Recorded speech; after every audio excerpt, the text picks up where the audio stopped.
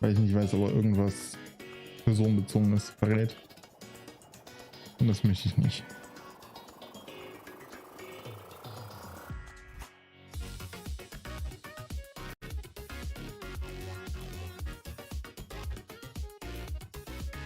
So. Okay, viele Spotlight habe ich eingetragen. Ist auch auf meiner Wunschliste. Supi.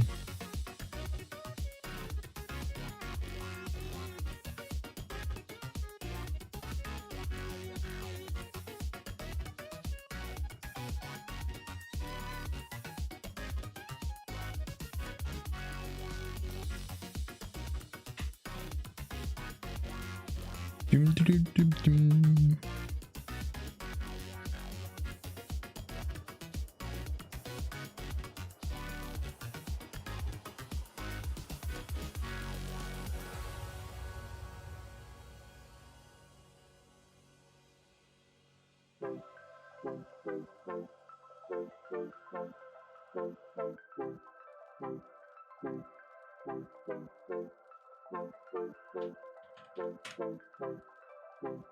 Dum, dum, dum, dum.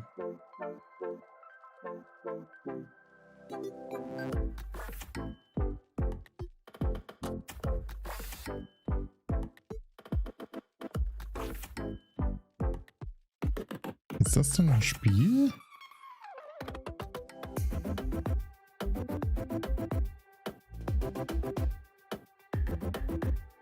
Ah, das war das. Okay, ja dann holen wir es mal. Ne? Es sind so viele. To the pre-show for the PC Gaming Show. I am Frankie Ward here in my watch party spot in London, and after a fun week of gaming events,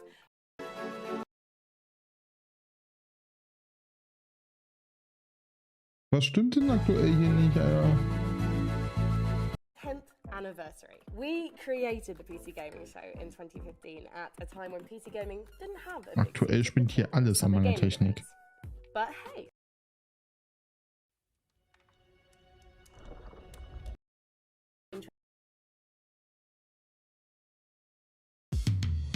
PCs with each passing year. To us, the last 10 years represents a golden decade for PC gaming, an era that has seen PCs enjoy the biggest library of games, continue to be the place where new ideas are born, and become more accessible to newcomers than it's ever been. And while we've got some time before the start of the PC Gaming Show, let's take a moment to reflect on the biggest games, genres, hardware, and happenings that shaped PC gaming in the last 10 years. Moment number 10. The Witcher 3 was a universally loved generational RPG. So let's hear what was so significant about CD Projekt Red's game, aside from Geralt being in the bath and repeatedly going back to that scene over and over again. In fact, let's head to Ted while I just get my PC out. I was way more excited for Dragon Age Inquisition at the time, and I came to The Witcher 3 late. I got it as a Christmas gift from my parents that year. It was the first time I stayed up to 4 a.m. playing a video game by accident in I don't know how long. Like, I was in love with that game. And there was always one forum guy who would be like, why don't they make like an open world game like the Elder Scrolls but with like BioWare writing? It's like, gee man, why don't they? And they did. The thing The Witcher managed to really nail was bringing Polish folklore to the masses. I remember playing it and I was like, these monsters are like pretty cool, really, aren't they? And then I went and read the books and I was like, oh, this is all like really faithful to the Polish folklore. This is actually awesome. To have a game that was so well received and for it to be about quite like a niche section of folklore is awesome. I love that. It was like everything I think on paper I'd ever loved or ever wanted from an RPG. Still love that game. Still revisit it like every 1-2 years or so. I gotta get my fix. Thanks, Ted. Stick around though. This isn't the only RPG that has raised the bar for single-player storytelling. Next on our list, a hardware innovation that has quietly made everything better for millions of PC gamers. Moment number 9. There have been many technological advances to PC gaming over the years, but few compete with the advent of DLSS. I think it's had a bigger impact than people actually expected it to. I think when it came out, it kind of got overshadowed by ray tracing and other technologies, whereas DLSS has crept up on us and has actually been the more important, the more impactful thing. You know, you're taking Ja, das a stimmt. frame at a lower resolution than what you'd normally intend to run it at. You're upscaling it, but you're saving that performance. And so you just end up with more performance, and it feels like a free upgrade. It's a technology that has sort of become vital in running some modern games. I think of DLSS as one of the most significant steps of like the 25-year evolution of GPUs, right? Like as graphics got more and more detailed, it became more of a burden for our GPUs to render games. The solution to that was building some kind of specialized hardware. That lets us have better effects. We can do things like ray tracing and lots and lots of expensive transparency effects that typically would cause us to run out of fill rate essentially on the hardware, so that we wouldn't be able to render those effects at 4K effectively. Better image quality and really just improve frame rates for that given image quality too. Now, we all love a comeback story, don't we? And the next game in our look back at the last 10 years of PC gaming rode expectations that were taller than a sandworm. It definitely got knocked off the sandy steed when the game released, but gosh darn it, it got back on. Moment number 8. No Man's Sky was, to me, sort of like a tipping point game for this idea of like the everything game, that like people were so excited about the potential and really craved this idea of like this world you could be in and do like every activity you can imagine. And it turned out they had way overpromised what you were going to actually be able to do in No Man's Sky, right? Which was ultimately a game made by a very small group of people, from players online, when a game does not offer what they've been led to expect. People got really, really angry. That was not a happy moment, right? But I think at the same time, No Man's Sky has ended up being kind of the single best example of a game studio just buckling down and building out every feature that they had promised, that they had alluded to, that people expected, and then way, way, way more. They just kept building on it and kept building on it. I think at this point, we're definitely in an era where a majority of games, from the biggest competitive multiplayer games to smaller games from small studios, single player stuff, like it's all kind of expected to transform over time in some way. And that whole possibility owes a lot to the progression No Man's Sky made to this redemption story of success. Certainly early access is one of the biggest examples of this, an extension of kind of the groundwork that No Man's Sky laid, with early access being a kind of permission that games give themselves to be less than perfect at launch and improve over time. I think No Man's Sky ended up kind of being the game that people wanted Starfield to be, in terms of just how big it was and how many different things you could do in it. But that really just goes to show like how hard and how much time it takes to build that kind of game is, right? They couldn't do it at launch, but they could do it with 7 more years. Daher dachte ich, bevor du irgendwas Privates oder so sagst, stumm ich dich lieber. Moment number 7. Now, here's a subject that I know a little bit about, unless you've read it recently, in which case I know absolutely nothing at all. But I have had a front row seat to some of the biggest esports tournaments in the world. And the last 10 years have been extraordinarily good for competitive gaming. You might have heard recently that the esports bubble Aber ich habe 2 Spiele schon für unsere Projektgruppe. It's coming back from the grassroots ashes, and what we're seeing are publishers giving their games to tournament organisers and to the fans and getting them to put on new tournaments. And that is really how you grow in the scene, having experts run them and having the best players in the world want to so I can't wait to be front row at 2 more tournaments in future. But hold on, I know someone else who's inside and out. Sean, how's it going over there in the studio? Oh, Frankie, I'm doing great. I'm still getting all dolled up for the show later today. Looking good, Sean. But do you mind sparing a crumb of esports knowledge? Frankie, I would be delighted to, even though I look a little ridiculous right now. What do you make of the last 10 years? The last 10 years of esports has been wild. Once the Overwatch League hit the scene, all of a sudden teams were entering in for 20, 30 million just to participate. It had this massive ripple effect across the entire industry. You started to see team valuations spiking, salaries for players spiking, new leagues, coming out of nowhere that also had multi-million-dollar entries. And then in the last few years, we've seen the collapse of many of those. On one hand, is really sad. It's really unfortunate. But at the same time, the one thing that continues to grow Ist ja auf Unreal Engine, auf der neuen. When I first started watching, Glaube ich, oder? Auf was für Unreal Engine ist, kann das sein? Ich hab keine and Ahnung. it still warms my Aber heart I don't despite all know. the turmoil that's happened. Just how Auf much jeden Fall, wo sie sports has Counter-Strike 2 grown, rausgebracht how much haben, it's ist going wurde umgeändert. Great to hear from my buddy and yours, Day 9, who'll host the PC Gaming Show in not too long. Our next moment is barely in the rearview mirror, having Das ist ja noch nicht wrapped ganz, up PC beginnt erst Gamer's im Game neuen. of the Year Award in 2023, along with many others. Many others. Moment number 6. When it comes to CRPGs, Larian Studios have rolled a natural 20 on the genre, creating a game that has had both immense fans Das ist vom and vorigen Jahr critical immer, was da acclaim. abgespielt But wird, oder? don't just take Ja, my word das for ist so it. eine Art Here's Geschichte, Best was Starring die heutige The writing is so Standardgrafik good, the acting beeinflusst is so hat. great for so many different hundreds of actors that I think it was a pivotal moment in gaming standards. And I think it can be seen for a long time as you can achieve this in games. It's one of those games that has given the player so much agency and freedom of choice to represent themselves in the game and be represented by the game the other way around, with people talking to you with preferred pronouns or your sexuality, etc. Das wäre ein neues Game choices, als good, dark, in hätte es noch between, nie grey so gegeben. area. It's Mit one of Jumpscares one of those mittendrin games that einfach. has done more than I think most games to give you that agency and freedom of choice. It gives us like this type of freedom where we can kind of play however we want. There's no Content like creator. one specific way to play, which is why I think, I mean, it won Game of the Year for a reason. The amount of love and dedication for like the level designs, the challenges, the campaign, or even just the voice actors themselves, you can really see that they put a lot of love to this project. As a performer, to be able to play every kind of iteration you could possibly imagine of the character is an incredible experience, because you don't just get to play one version of the character, you get to play every version of the character, which is beautifully indulgent and really wonderful. Thank you so much. Das ist doch cool, was die labern. Our next reflection is a little bit meta. Well, not meta, muss it's man- more an Amazon thing. I just mean Ich that glaube, we're es gibt talking sicher about irgendwelche the platform Typen, die was that diese watches them viele show. Trailer von den ganzen Spielen analysieren. Moment Assassin's Creed number war auch drin.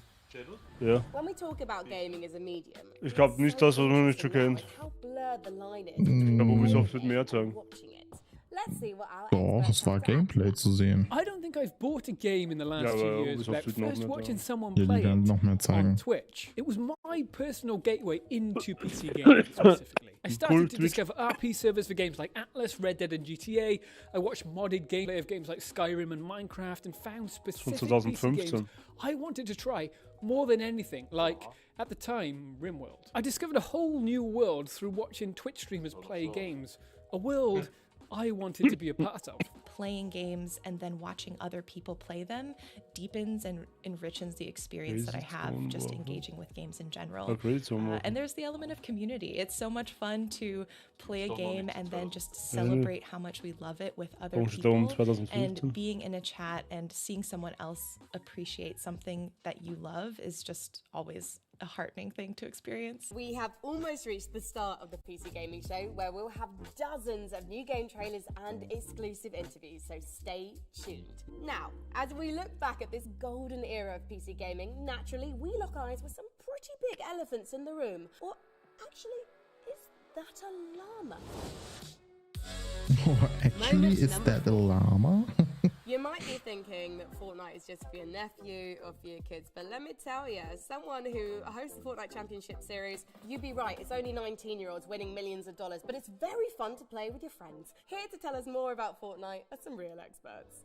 It was the first commercial battle royale to really make a mark. I think obviously PUBG had kind of run a mark that was everywhere. Fortnite launched and honestly was like terrible at launch. It was just a kind of crafting survival game.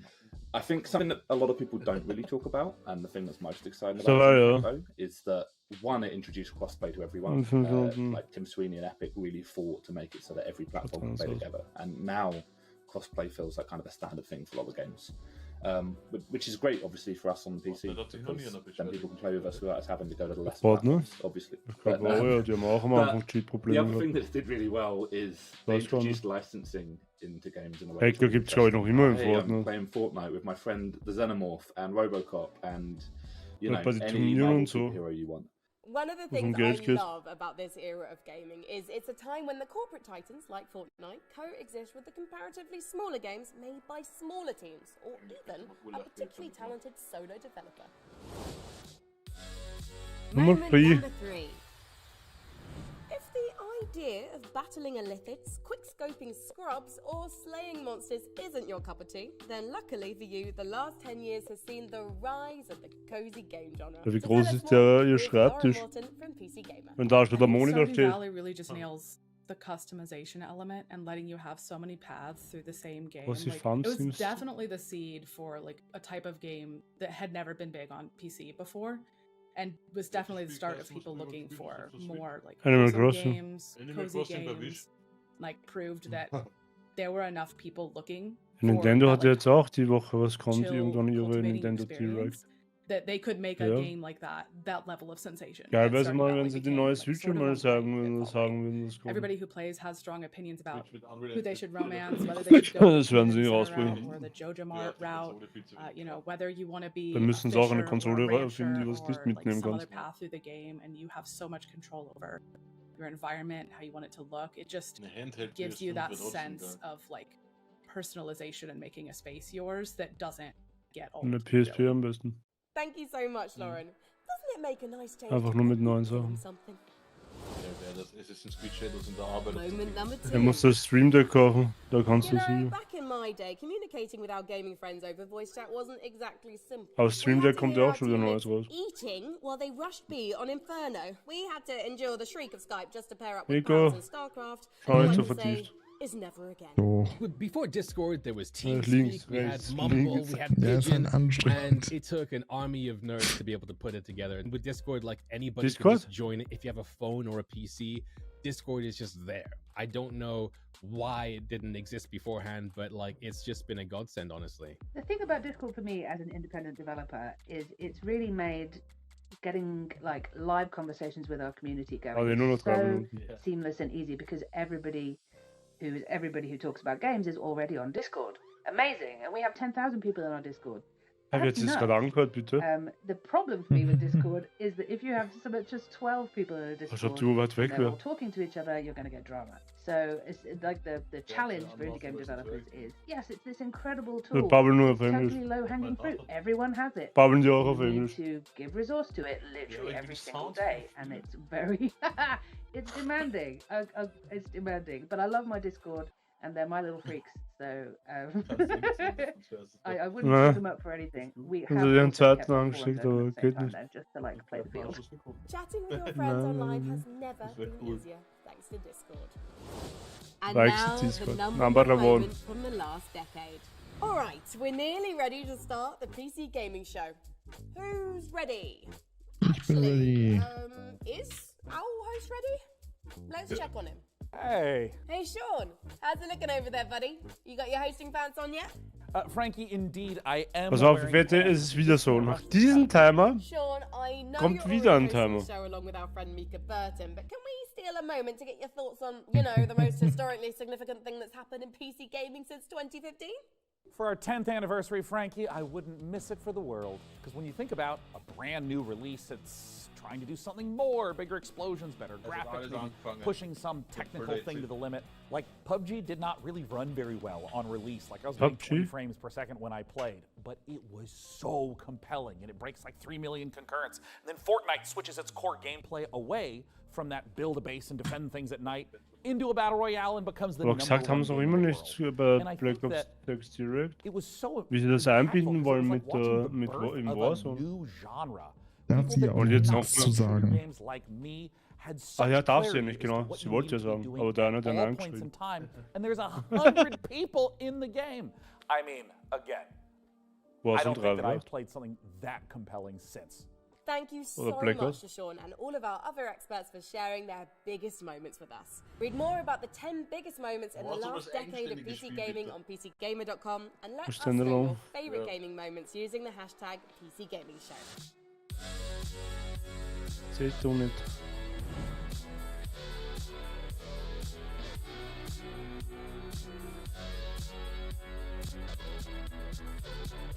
Musik wieder schrecklich. Dun, dun, dun, dun, dun. Und jetzt alle! 10, 9, 7, 6. Und Tommy feiert 2 Silvester anscheinend.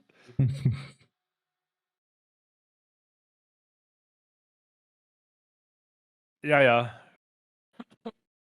Nico schaut weg, wenn es zu früh ist. Nee, ich bin jetzt da. Hey! Was ist jetzt schon wieder? Nico! Das haben wir vorhin auch. Keine Ahnung, wir hatten das vorhin auch. Was anderes kommt.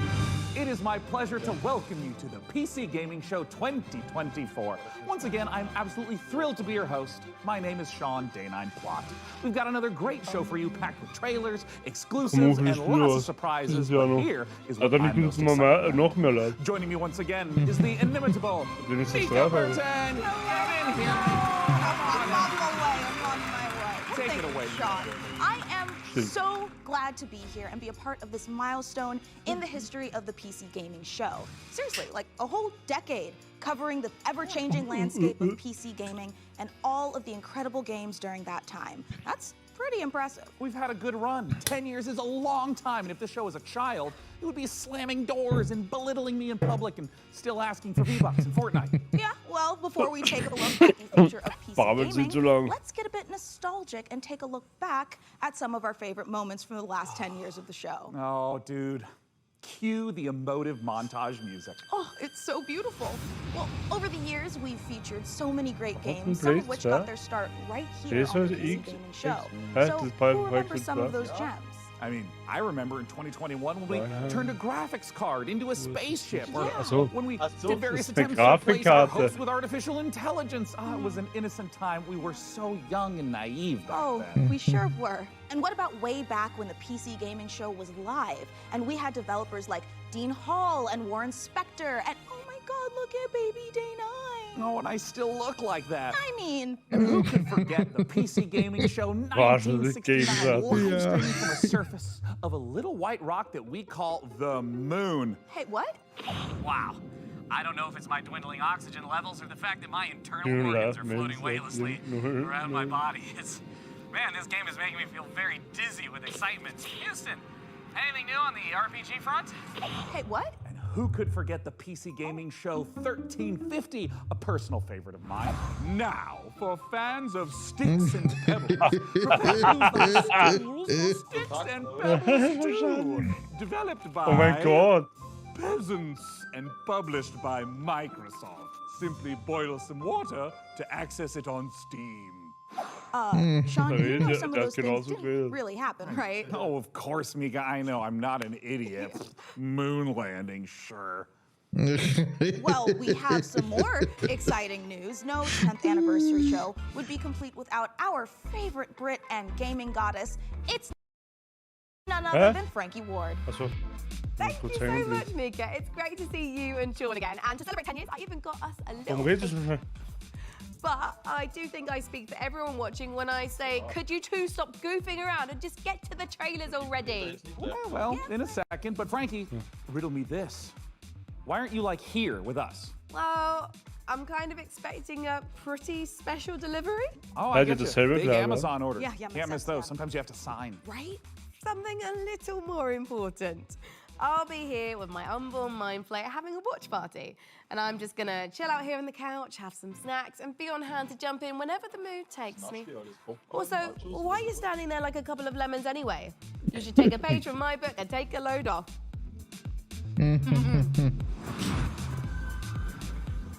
Glaubst du, wie lange hat's brauchen müssen, dass wir das im Mund wirklich waren? Hey, Frankie, I think you're onto something. I mean, this is way better. Yeah, thank you, Frankie. And you know what? Thank you, chair scientists everywhere. I'm glad you're both comfortable because we've got a great show today.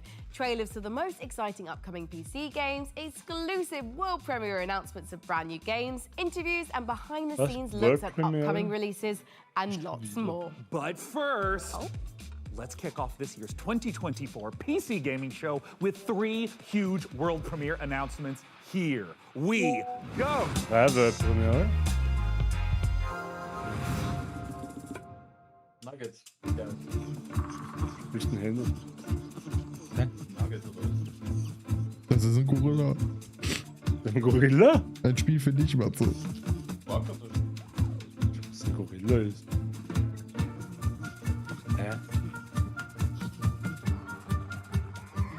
Alter, wie süß ist das denn?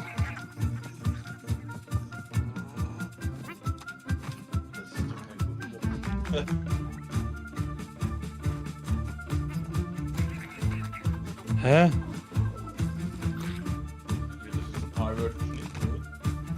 Was ist denn das für Nikos?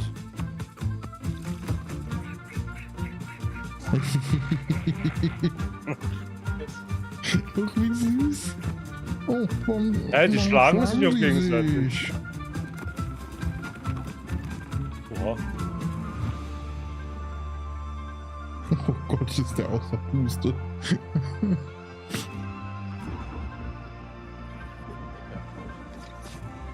Oh.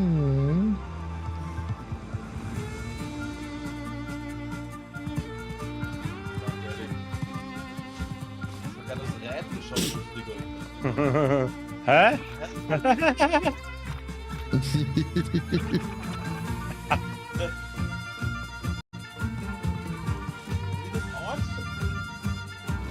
Hey, da brauchen wir da angehabt.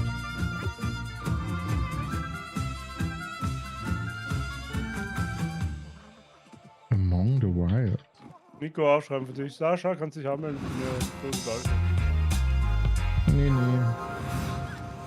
From the creators of Dolph Romantic and Kurzgesagt comes a new game. Ich wollte gerade sagen, das ist doch Kurzgesagt. Meet the Starbirds. Help them claim nearby asteroids. You'll need to build stuff. You'll need to gather stuff. You'll need to connect stuff to other stuff to produce even more You need stuff. to connect stuff to other stuff. Advance your technology and reach for the stars. Explore countless asteroids. They're packed with resources and come in all shapes and sizes. Stay curious. Hey, das war noch Among Us. Starbirds coming to a solar system near you. Wishlist now on Steam. Cool, dass Kurzgesagt ein Spiel macht.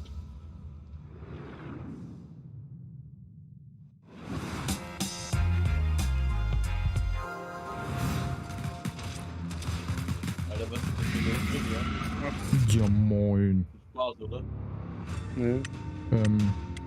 Alter! Vorne noch Wisch.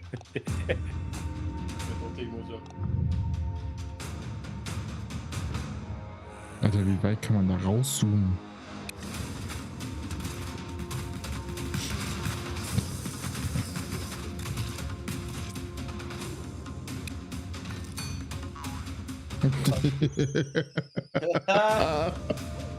Oh, wie geil.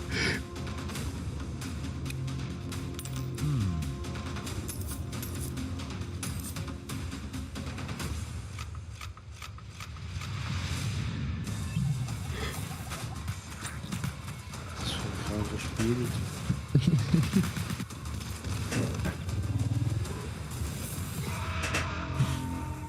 Alter Schwede. Nix für mich. Wow, Lornvale looks great. A fantasy world with post-apocalyptic vibes, guns, but also magic. Sign me the heck up. And actually, Mika, question for you. What do you think you would become in a lawless fantasy world? Seriously. Well, I could see myself as like a ruthless bounty hunter, blasting away hordes of enemies with a 6-shooter, or maybe I'd become a silver-tongued traitor, you know, talking my way out of dangerous situations. Wait, but what about me? For you, I picture schon a dead body, you know? Oh, that makes sense. I mean, I would die quickly. Yeah. People have always said I look like the Disco Elysium bloated corpse. Right? It really checks out. Well, in Lornvale, it looks like both of our visions can come true. Hey, now, Sean, since we're talking about fantasy games, lots of them let you practice alchemy, right? But how about a tycoon game that lets you practice alchemy? Oh, Mika, is your clever wordplay indicative Kann man of dazu me schalten getting to ins brew nächste, my own dann reden beer? You are so right, Sean. It is, but more than just that. In our next game, you build and manage a monastery, keep your monks happy, and create your very own ale recipes. Oh, Mika, at last, a game that caters to my desire for medieval, mead-based monastery management. Roll out the barrels as we raise a goblet or two to Ale Abbey. Die schauen nicht ansatzweise ähnlich. Das Spiel kenne ich schon. Das kennst du? Mhm.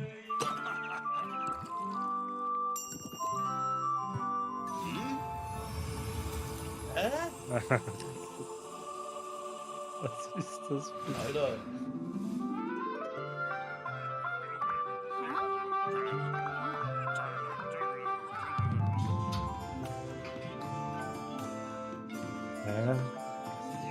Warum Beer Factory mal?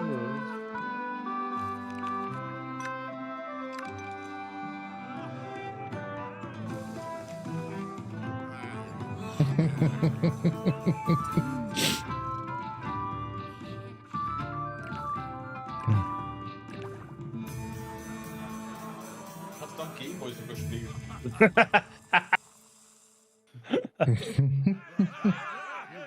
Das kannst du am Gameboy spielen. Ich glaube, das Handy schafft's auch. The fuck, Alter? Das ist... Die besten PC-Games, die jemals Player 1, Player 2, was? Player 3, Player 4? Oh, Alter. Ja.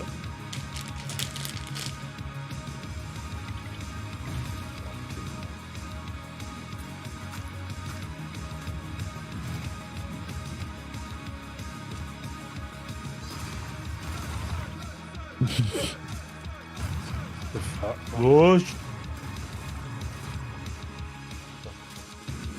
Ah, kannst du klein und groß machen? Und sich selbst in die Luft springen.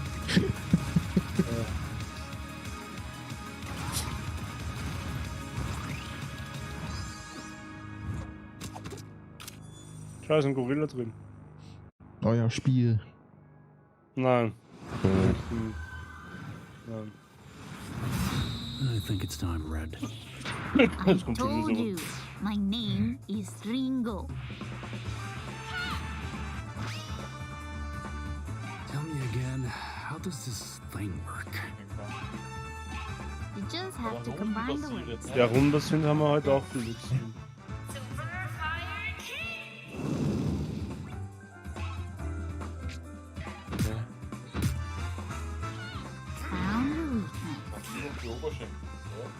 Whoa, whoa, whoa. Careful with the face.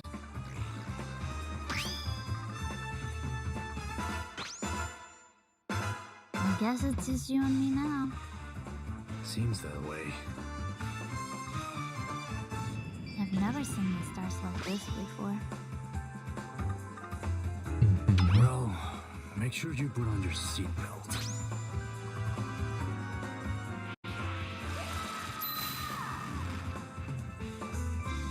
Also von denen hier Oberschenkel will keiner kriegen.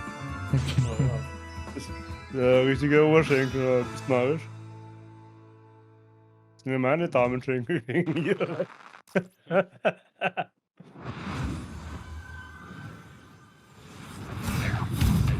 Coming up in the PC Gaming Show.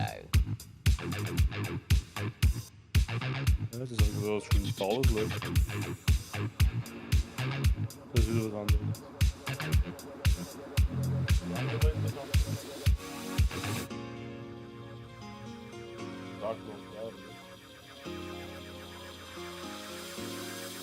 Also, ne? Hey. Fußballmanager?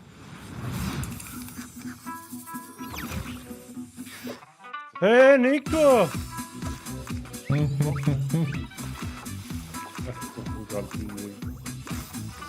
Es gibt auch eine neue Map für Fall Guys. Nicht Fall Guys, Jugendvollflat.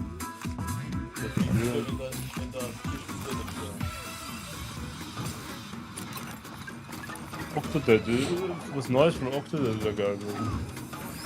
Weil das war das, wo jeder einen Körper, also eine Hand, einen Fuß war lustig. So, was passiert da? Der Lego Horizon war cool. Hä? Okay. Verstehe das Spiel nicht. Ich auch nicht.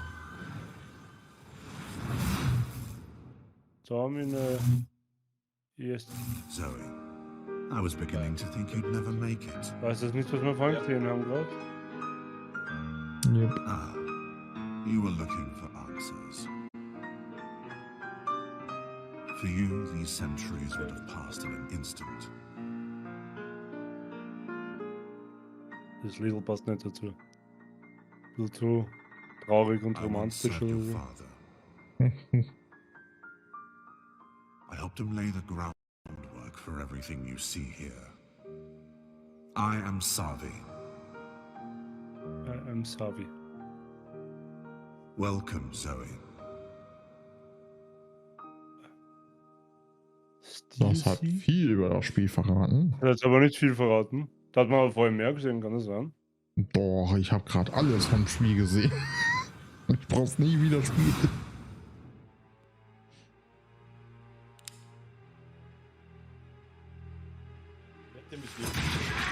Das nächste Spiel ist wieder.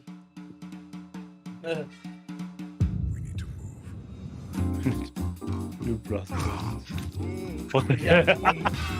Ah, das war das Spiel. Ah, das haben wir doch eh gesehen, gell? Ist ja, das? Das hatten wir schon gesehen, aber andere Trailer. Was?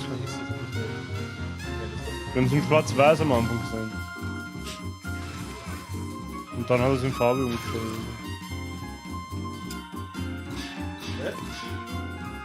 Beim.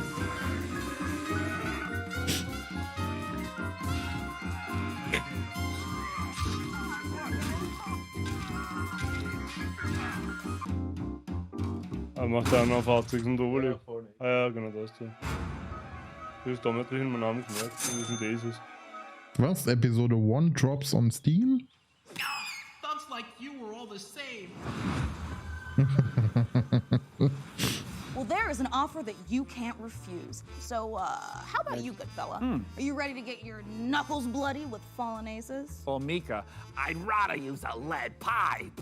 You know, because I have these fragile RTS digits. Yeah, okay. Well, good news, Sean. You will recognize our next game, Stormgate, a real-time strategy game. It's given off some big StarCraft vibes, which is not surprising since it's being made by a team of former StarCraft developers. And hey, Sean. Yeah. You've played StarCraft like an hour or two, right? Oh, yes, Mika. I've played maybe even 3 hours. I even dipped a toe in a little bit. Crazy. But now for all you RTS fans out there, heads up, because with Stormgate, we've got a lot more than just a trailer. We visited the developer Frost Giant Studios for a close-up look at their new RTS. So get those hand stretches going, prop up your gaming chair, and stay hydrated. Prepare to do battle in Stormgate. Before the Infernals invaded us on Earth and destroyed human civilization, they engaged in battle with their sworn enemies, the Celestial Armada. Angelic form merged with advanced technology.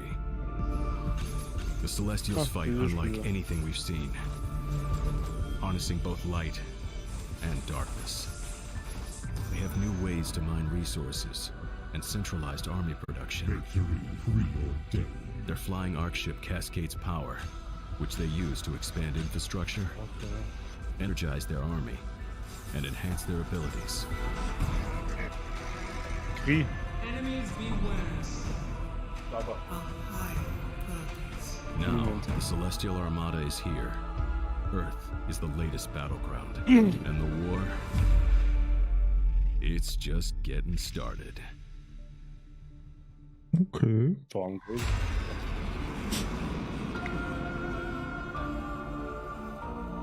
Das ist wahrscheinlich jetzt von Stormgate, oder? Ja.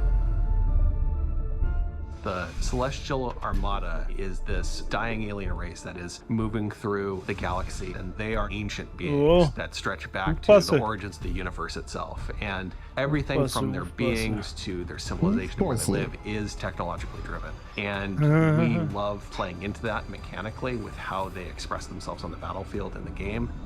With each faction that we develop, we start with a core identity. The Vanguard, we have this plucky human resistance. They're about adaptability, and with the Infernals, we really explored the idea of a unit-focused faction that could have a different way of summoning their troops into the battlefield. With the Celestials, when we started out, we really wanted to push a lot of boundaries. And we thought, how can we make a building-focused faction? And also a faction that introduces map-wide mobility. They are anchored by this idea that they're descending into the atmosphere from the Celestial Armada. And so when you're playing as this faction and can build structures all across the map in different places very easily, in many ways it becomes this strategic dance about where the conflict is playing out on a map. So we've kind of shifted the focus onto the buildings themselves. There's going to be a lot of emergent gameplay that players will discover on their own that we are not planning for. And that's actually what we want from the Celestials. Is we want to give players a bunch of options, a bunch of flexibility, and a bunch of interesting toys to play with, and then see what comes out the other side. And if you're the type of player that really likes coming up with this innovative way to outsmart opponents, the Celestial faction is designed for you. With Celestials, we've really done something that is pure original thinking from this team that is not something that we've seen before in a real-time strategy game. And it took a lot of iteration to get to the point that it felt balanced and where it felt correctly comparable to the other two races. Stormgate is a Blizzard-style RTS, and so by saying that we're continuing the legacy of Warcraft and StarCraft, we're really looking at that core RTS experience. But we really believe that even within a Blizzard-style RTS, there's a lot of room to innovate, and there's a lot of creative boundaries that can be pushed to bring new styles of play and new experiences for players. And so we are really excited about bringing a lot of new ideas into the genre. We want you to have this asymmetric experience where playing one faction or another faction really feels almost like a different game entirely. Our technology runs at a higher tick rate than any real-time strategy game that's ever come before. In a nutshell, essentially what that means is, as a player, the time between clicking and seeing their actions take place is faster than any other RTS game that's really ever come out. As a player, it just feels really, really good to play. One of the biggest design challenges that we faced with Stormgate is creating a game that maintains the high-skill gameplay that has been the heart of RTS for so long, but still provides an on-ramp for new players coming in that doesn't scare them away. It's okay to be a high-skill game. It's actually a good and appealing thing. We never want to water down that aspect of RTS, but we talk a lot about lowering the skill floor, which means making it more approachable for new players coming in without taking away the high skill elements of the game that make RTS so exciting. Early access is much more about bringing the community along with us and benefiting from that feedback that the community provides us to really make the game what they tell us they want. We've been having conversations with the community, and together, hopefully, that we really are able to craft something that feels collaborative. We're sharing it at a much earlier stage than any game that we've worked on in the past, but it is a better way to make games. I believe that Stormgate, as it evolves, will turn into something that is literally the best game that we've ever worked on as a result. We hope you've enjoyed this exclusive first look at our Celestial faction. Stormgate's free to play, it's available to everyone, and we'll be launching fully into early access on August 13th. But you can join us before then on July 30th by going to Steam and picking up one of our bundles that's available today. Wenn es ins Chaos kannst du früher spielen. Well, douse me in ethereal light and mine my minerals. I am beyond excited for Stormgate. Hey Sean, if you're excited for RTS madness, wait until you hear this. I've been using pretzels to scoop up my ice cream instead of a spoon. Pretzels, they're like spoons you can eat. Ja, wenn man schwanger ist, ist man halt komisch. Frankie, but why are you telling me this now? It's strategy, Sean. Optimum watch party strategy. No spoons, nothing to wash later. Get it? Here is another example. Let's say someone knocks on my door during the watch party. A regular person would get up and answer the door, but me? I just hurl this brick through my front window and whoever was knocking runs away in terror. Bricks, they're like spoons you can throw.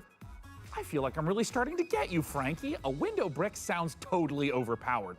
I think you're onto something. My point is this. It's a really exciting time for strategy games on PC, and we've got so many more to show you today, starting right now. All you turn-based tactics fanatics out there do not want to miss this next one. Aha.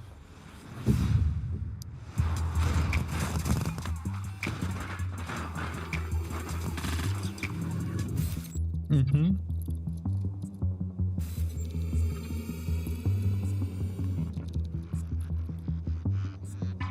Komisches Spiel.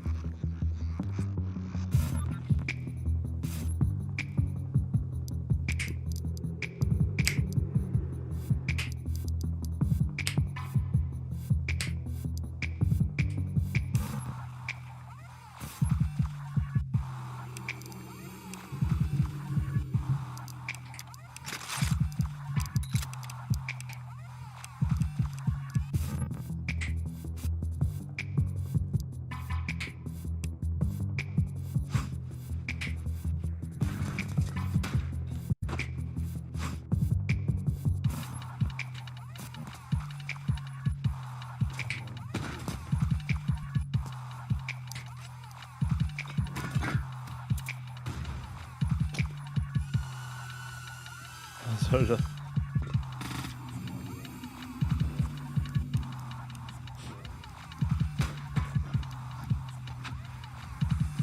Aber ich finde es cool, dass wenn du eine Granate wirfst, dass der Boden kaputt geht auch.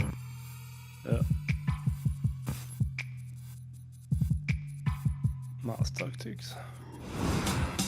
Ja, davon haben wir heute auch schon zu gesehen von den Taktikspielen. Ja. Und das wird nicht weniger.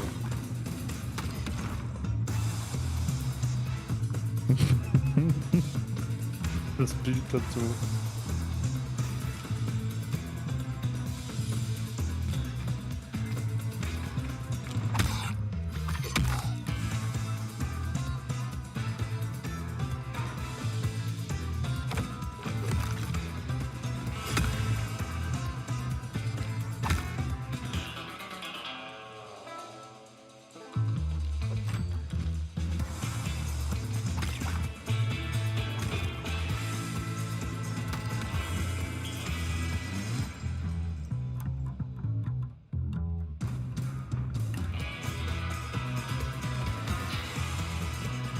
Okay. Ja.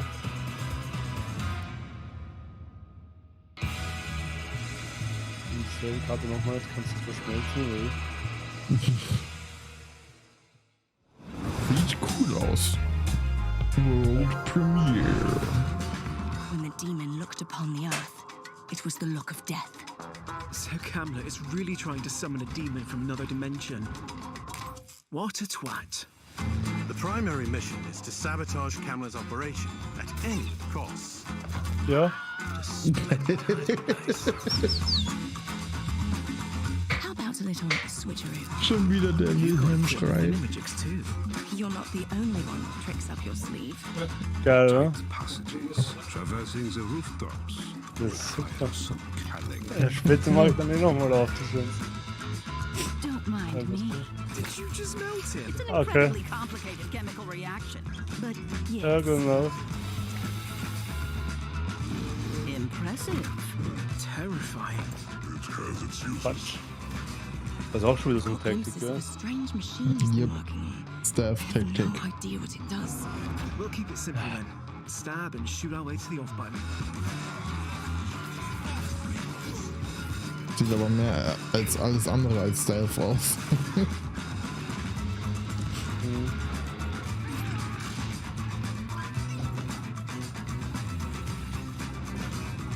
They said that a career in archaeology would be uneventful.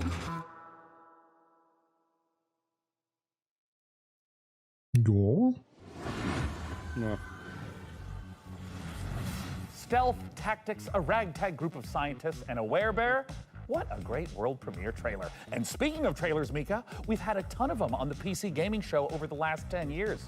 You want to hear some stats? Oh my God, is Master Chief a Covenant killing machine? Has and always will be, Mika. And in the first 10 years of this show, we've piped into your hungry little eyeballs over 79,018 seconds of exclusive PC gaming content, streaming in a plethora of languages and regions. And that's not all, Sean. We have worked closely with developers to provide exclusive behind-the-scenes content and showcase some of the most exciting games of the past decade, all of which can be found over on our Steam page. Indeed, and hey, how about a few more of those stats? Ooh. According to chat, a whopping 98.7% of viewers tuned in live right now want us to hurry up and get on with the next trailer. Oh. So hey, can't argue with facts. No, you can't. Hey PC gamers, my name is Dave and I'm the director at Mighty Yell, and if you know us, you know we like to make things that are weird, uplifting, and fun. With those things in mind, I cannot wait to show you our brand new expressive dance battle adventure, All Systems Dance. All Systems Dance takes the fun of freely dancing and moving through a space, combines it with some tense arena combat and a heartfelt and funny story, all in the name of taking down an evil corporation. Look, we wanted to make a game about dance because, well, we're not the greatest dancers. I'm not. But that doesn't matter. The thing about dance is that everyone can dance, and if everyone can dance, and dance is what you need to save the world, then maybe everyone can save the world. I'm going to let the teaser speak for itself, but please go to allsystemsdance.com for more information. Thank you for watching this, for being a part of this with us, and remember, the revolution will not be choreographed. Welcome to Port Tomorrow, a perfect place for every Whoosh citizen to work, socialize, and relax. We here at Whoosh have thought of everything, so you never have to. Don't believe their marketing and don't believe their messaging. This is the face of Whoosh. Look around. We are all trapped here on this island. We are being watched and we have to fight back. I know they outnumber us, but we've discovered their weakness. Their weakness is dance. Dance reprograms them. Dance makes them see us as more than just a number on a spreadsheet. You have to dance. You have to dance like your life depends on it. Take back control, free yourself, and feel the movement. The revolution will not be choreographed.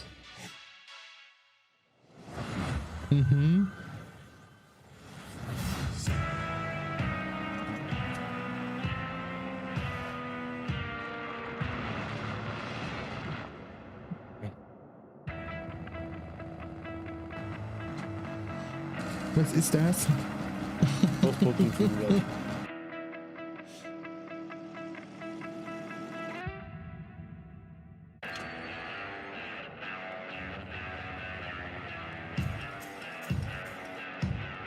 Alles klar.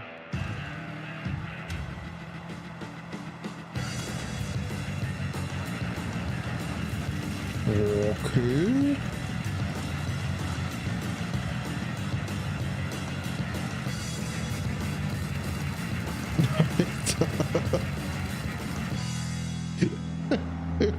Das Spiel ist wieder so verrückt.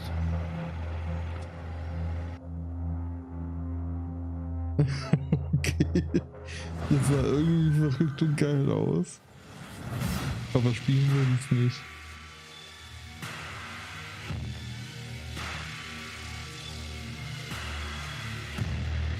Ach, gibt's von Sulfo auch mal wieder was Neues?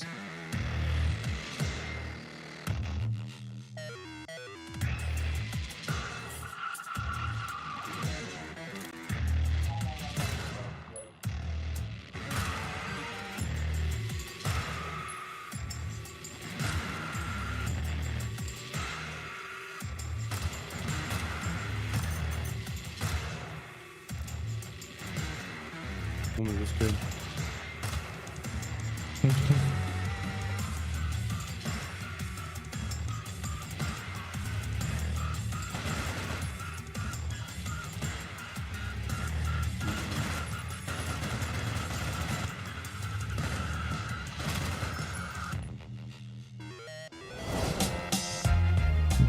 World Premiere.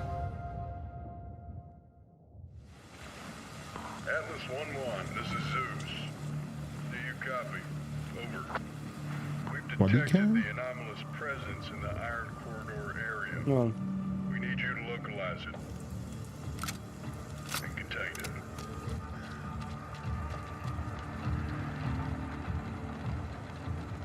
There's a lot of blue and red activity there. Do not engage. I repeat, do not engage. Your goal is simple. Search and contain the anomaly. I repeat, search. Okay.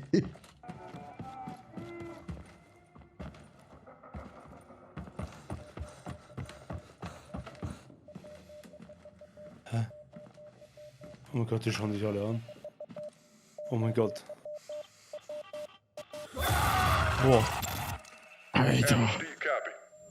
Respond, Atlas. Phantom Line. Phantom Line. Geil. Da weiß man noch gar nichts. Ja.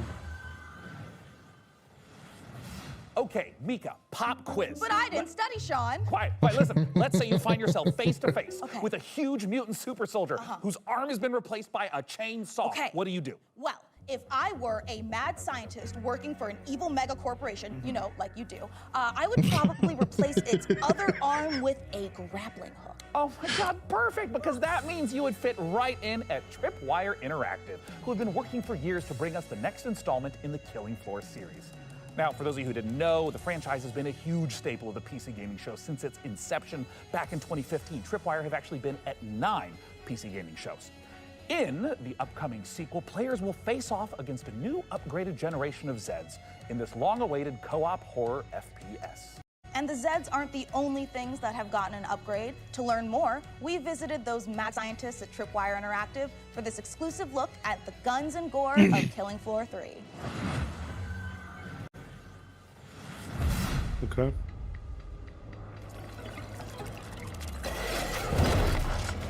Okay. Who's ready for a bit of fun then?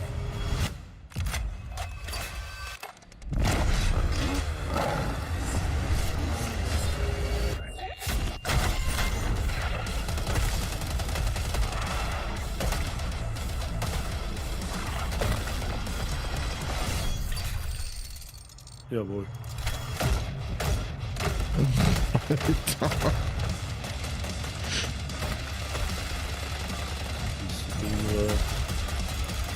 Einfach du.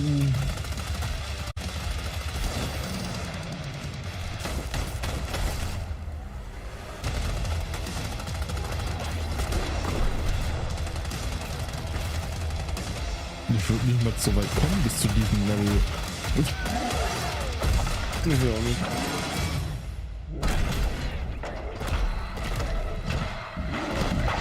Aber nicht, wenn so einer kommt.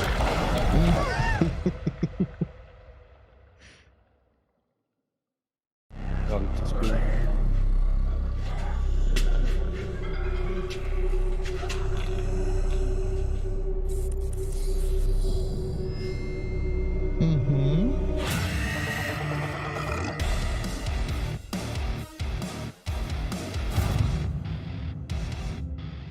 Action horror would be the thing that we focused on from the beginning with Killing Floor 3. It was really about science gone wrong. I mean, even like, look at this set, right? As a kid of the 80s and 90s, I just loved the Dark Horse Aliens and Predator comics. There were some elements in there about trying to create biological weapons set in a thematically dystopian themed world. So we wanted to tie that in. But from Predator and Aliens, one of the things that you see the most is basically a group of well-trained badasses who have to use every single bullet, every single grenade, every single weapon to handle the things that they're being faced with, these kind of insurmountable odds. Those moments are what motivate us, and that's when Killing Floor is at its best. There's just a combination of just so many small elements that we've improved over Killing Floor 2 experience. We've increased the amount of Zeds that are in the world at one time, so the battle feels way more epic. We knew we wanted Zeds to become more challenging. We're increasing how they get to you, how they damage you, so the cone of danger has essentially increased dramatically. Anywhere on screen Zeds can be, So I have to kind of keep my head on a swivel and really learn how to prioritize my targets. It's not essentially what's closest to me, but what can get to me faster, what's going to do more damage. It's just more ways to kind of amplify not only the action, but that horror element as well in KF3. We have like very detailed hit detection system now, and you can blow off any limb. Every bullet hole that hits it stays there permanently. Exactly where you burn the creature is where you'll see its flesh burned. We actually have Zeds where you can blow limbs off and they'll keep fighting you if it's not a critical spot of that Zed. Most of our Zeds have somewhat of a critical zone on it. So certain Zed tech, like on the flesh pound, on his back, on his chest, they'll glow. If you shoot that, it will explode off and expose like an inner critical zone that when you shoot will kind of deal the ultimate killing blow to that Zed. One thing that's always felt great in Killing Floor is shooting things in the head. We wanted there to be variety when you do that. Their heads are made up of multiple meshes so that it can essentially open up and kind of randomizes what that head could look like.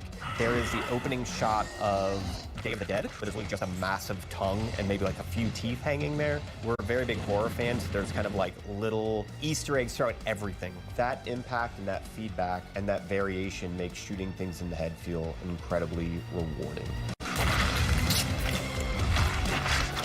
We hope you enjoyed that exclusive look at Killing Floor 3. For more information, visit killingfloor3.com and wishlist now.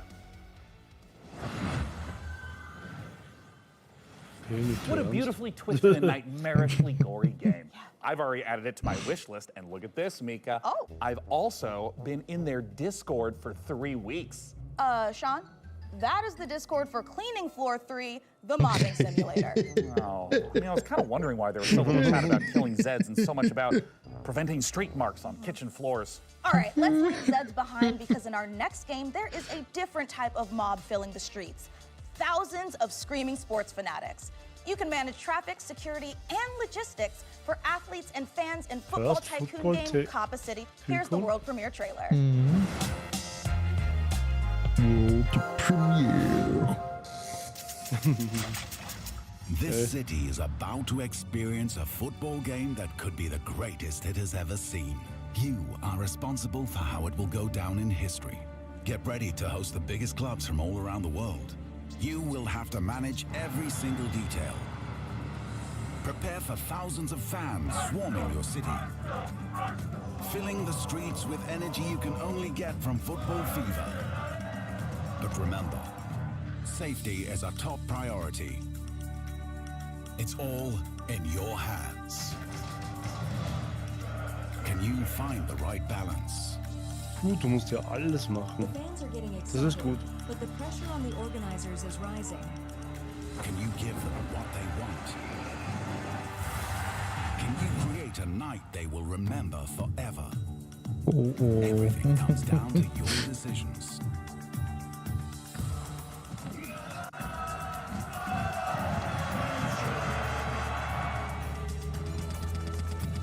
Oh, ist too much. Das schreibe ich mir auf. Ich glaube, ich auch. Witzigerweise. Weil es ein Typus wie ich. Ja. Französisch. Wie heißt es? Copy. Copper City 25. Copper City, the okay. first football tycoon. Copper City.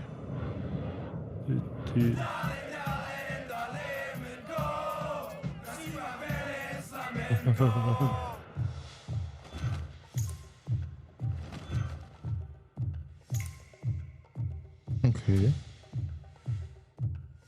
Okay. Ja, wählen für bitte. Das glaube ich weiter. World Premiere. Unpacking? Hope you come find me soon.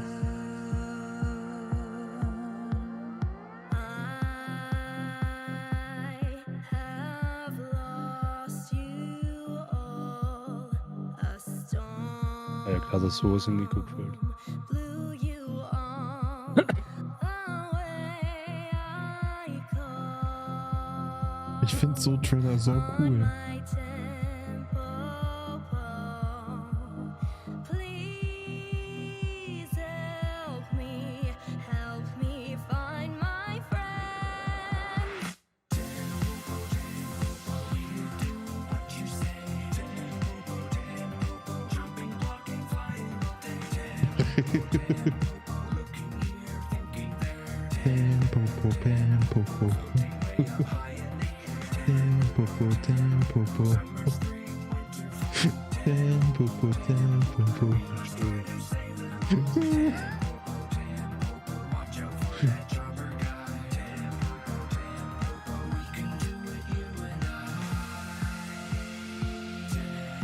Also spielen würde ich es nicht, aber das war ein cooler Trailer.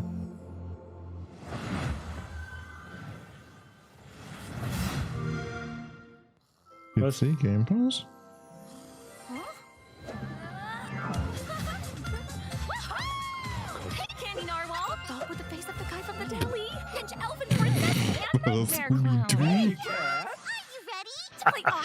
Mit Shaking nicht.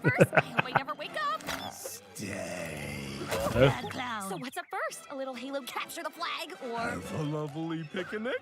Sure. Kat, we've been talking. You do know about PC Game Pass, right? PC Game Pass? What's that? It's a membership that lets PC players play new and immersive PC games. Like going to a PC gamer's dreamland, only you're awake and he's Also, not das here. Tell me all about it! You'll get day one access to some of the biggest new releases, along with a curated library of PC games.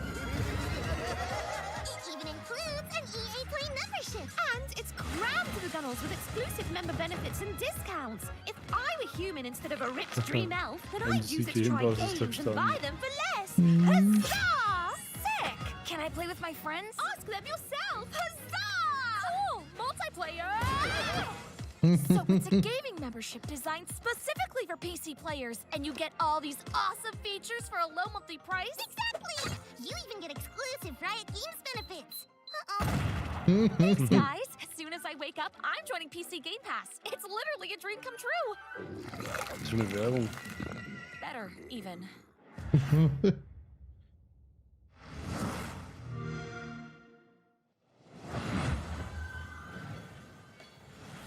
You know, it's not often I get to say this, but that terrifying clown and his admittedly cute friends really know what they're talking about. Oh, they sure do, Mika. PC Game Pass is a great way to try out tons of PC games without having to buy them at full price. So true. Well, let's keep the show rolling with some more trailers. Gerne teilnehmen, Leute. Lohnt sich.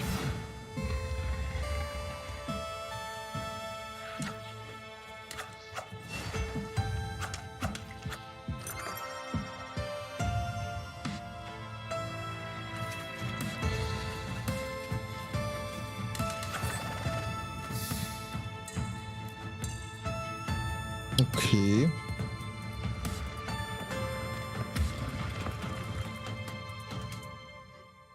Last Moon.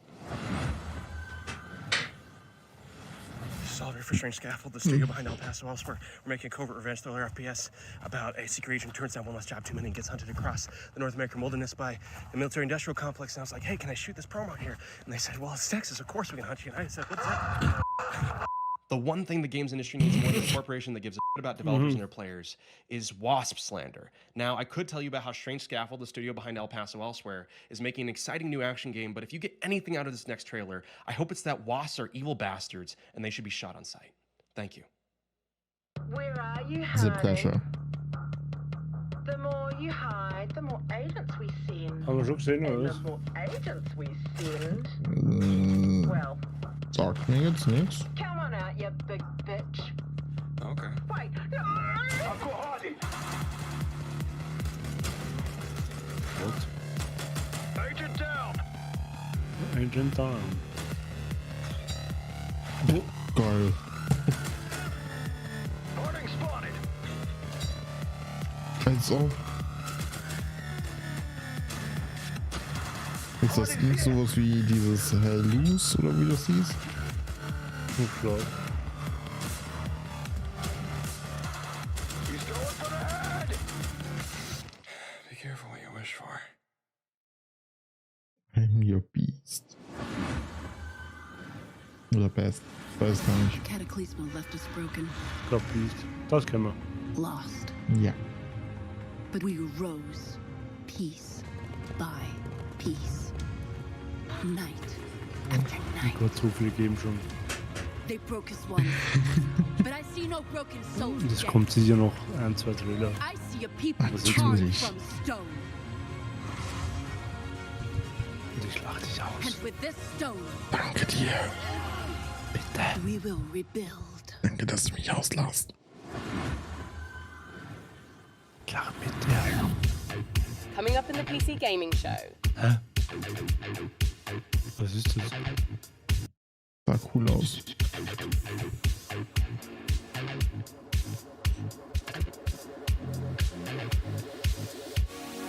Das kennen wir auch schon. Ja.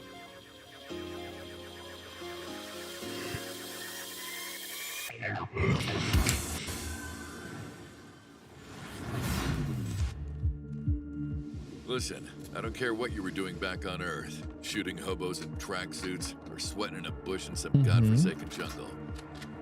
This is nothing like what you've ever faced. Our intel confirms enemy operators deployed in the AO. And it seems like those alien freaks can be killed with light. Keep your mission objective a priority, and I'll see you on the other side. Moving out.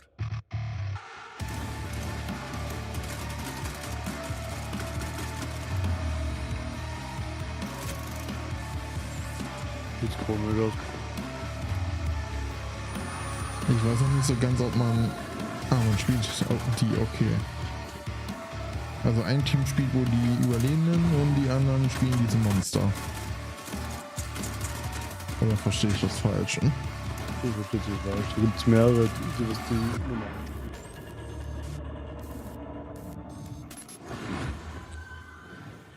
Okay. Excellent work as always, Day 9. What's up, everybody? I'm Tasteless, and I am joined with David Kim and Artosis. Today, we're going to be talking to you about a very exciting new game, Battle Aces, a fast-action RTS. Yeah, so let's get right into it.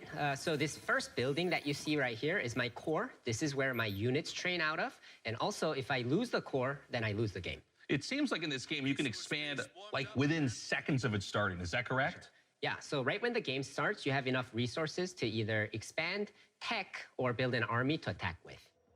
You know, something that we keep seeing show up on this screen right now is that intelligence bar. This is one of my favorite things about Battle Aces, where you can immediately see not just your unit deck, but your opponent's as well, and start strategizing from the get-go. For sure. And not only that, I can also see the precise, I guess, tech progress of my opponent and vice versa too. So we can strategize very precisely in this game.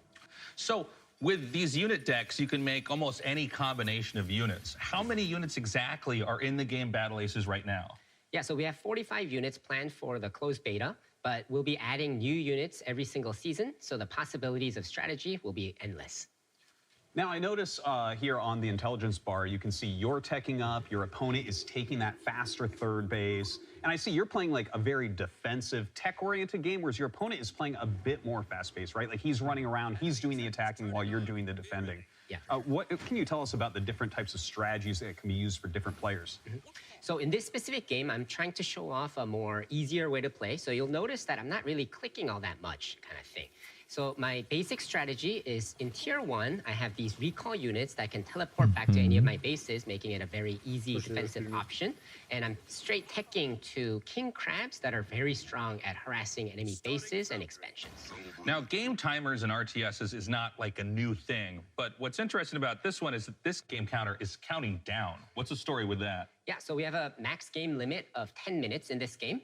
So when the timer reaches 0, then the game will end. And the winning player is whoever has the higher score when that happens. Now, we noticed that the two king crabs you have, they seem to be on a stealth mission here. It seems like you're skirting the bottom of the map, maybe going up for a little bit of harassment, a little bit of counterattacking. Yeah, for sure. So I sent 2 to the back so that I can take down one of these bases, hopefully, and while playing a defensive game. But the enemy noticed that, and because he can't, he was kind of off position. That's why he went all in on my third base. Yeah, it looks like he will end up killing off your third base here, and in fact brings in a huge army, but it looks like you will defend, unfortunately losing that third base. Yeah, but I do have a bigger army, and I was able to save those 2 king crabs and bring them back. So I'm feeling pretty good about this massive attack right here. Yeah, it looks like you're pushing forward, and that is a very scary army with that many king crabs. Let's see how you end up doing. It does look like it's going to end up being a rout, even taking down his flying units there. It looks like you've done a great job this game, David. And, you know, I got to say, guys, I've played a lot of Battle Aces, and if you want a more in-depth look at the high skill expression available, check it out at playbattleaces.com. And we'll be starting our beta very soon, in a few weeks. So please make sure to sign up for the beta while you're there at the site. And be sure to wish list it on Steam. Thank you so much for joining us. That's all the time we have. Day 9, back to you. Dann hast du das doch so schnell durchgespielt. Wenn er das gerade in diese kurze Zeit durchgespielt hat. Tasteless plot my literal brother that refers to me by my internet moniker. Well, now, Sean, Frankie told us there'd be a lot of great new strategy games in our show, and you know, she was right. There has never been a better time to be a PC gamer and an RTS fan. And with the lightning-fast action of its 1v1 and 2v2 modes, Battle Aces is a big reason why. And next up, Citizen Sleeper 2. Wait, wait, I'm sorry. I thought I was No, gonna... I thought it... It's me, Oh, right? No. Well, look. Okay. If you don't mind. Yeah, no, go for it. Yeah. Great. Yeah. I'd love to. Yeah. The world of a malfunctioning android housing the digitized consciousness of a human being can be treacherous existence at the best. I was supposed to introduce that trailer. Me, Mika. And then he just swoops in and steals it. Oh, you've made a powerful enemy today, plot. Mika, is everything okay? Yeah, what? Yeah. Why wouldn't it be? Okay, great. Yeah. As I was saying, this new Keep talking, Day 9, and you won't have 9 days left after I... Look, Mika, I can all hear your thoughts. What? How? Well, yeah, you recorded them earlier, you know, in the voiceover studio. I mean, that's the audio that's getting piped into the studio right now. Guys, can you go ahead and mute 003 Mika's internal rage.wave right now? You got it, Sean. I'm sorry, I just, you know, I really wanted to introduce the trailer. I'm like the TTRPG girl. Okay, you know what, honestly, yeah. Totally fine. Go ahead. You sure? Okay. You've lost your memory and there's a bounty on Okay, wait, hold on. Where are my vengeful thoughts? Sorry, Sean. It got taped over with one of our nature documentaries. All right, well, just play that, I guess. Well, as I was saying, you've lost your memory. The Bolivian gulping iguana sounds its mating call, a noise often described as nature's dumbest sound. Oh, forget it. Just cue the dang thing. Well, in all of its uninterrupted glory, here's our first ever look at the gameplay in Citizen Sleeper 2, which I got to announce and not Sean. Wake up, Sleeper. We're in trouble. Lane's closing in, and we need this next contract to go right. But nothing's gone right so far.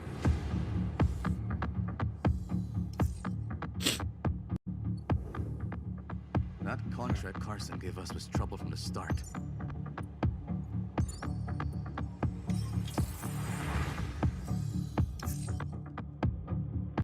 Judy, I didn't trust her. Not for a moment. That derelict was a death trap. Suddenly, it was all over. But we've got to bounce back. We've secured the contract. So let's talk, crew. How about Nia? She was handy with that drone. Stopped the whole thing blowing up in our faces. Or Eugene. He's a loudmouth, but he's tough as hell. Although he did forget Mach to mal tell kurz us about Fenster zu. Vesna.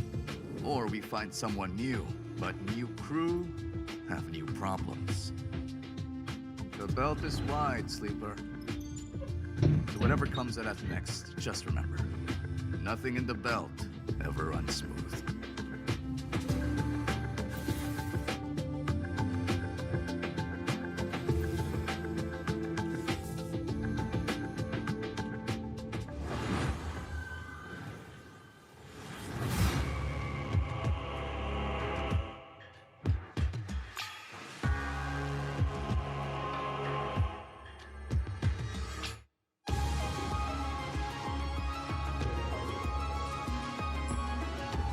Okay. Verstanden.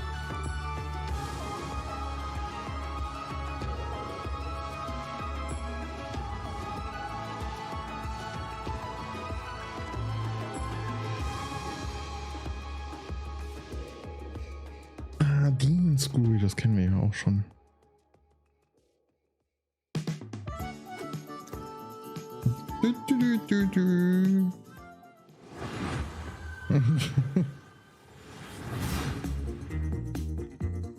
Was?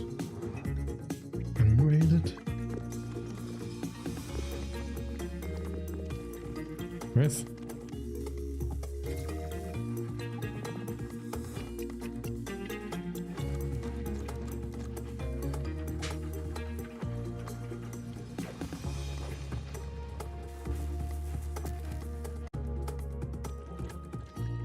Warum baut man sich das so kompliziert auf? Keine Ahnung. Hä? Was?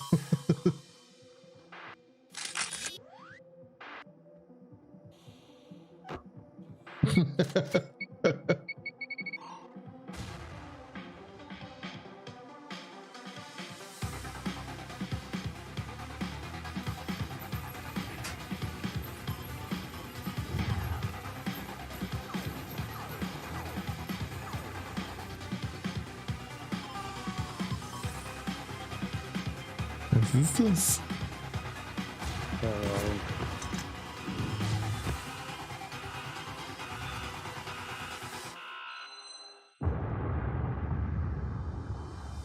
Alles klar. Space Station 14? Wish you could keep track of all the games you're seeing on the PC Gaming Show? Well, that's exactly what wish lists are for.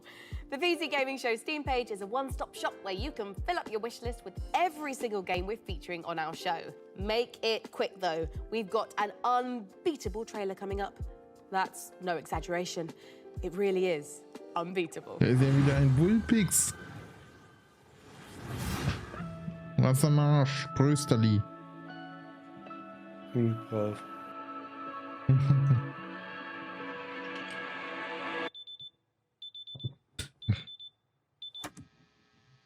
Okay.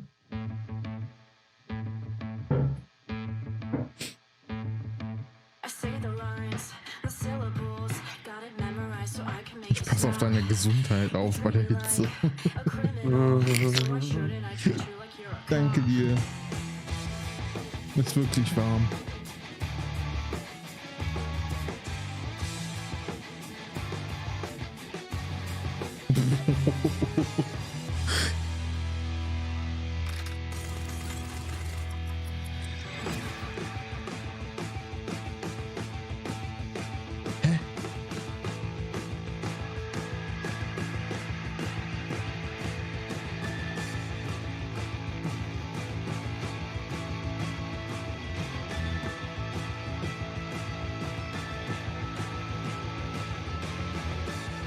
Okay.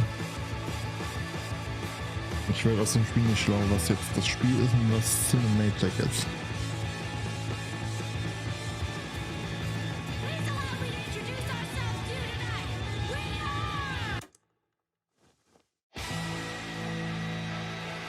Unbeatable.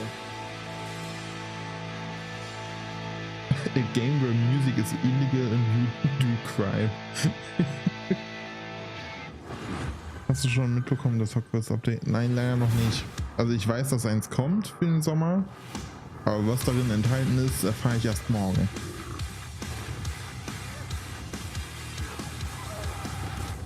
Weil morgen findet Ubisoft statt und noch 2 weitere PKs, die wir nachschauen müssen.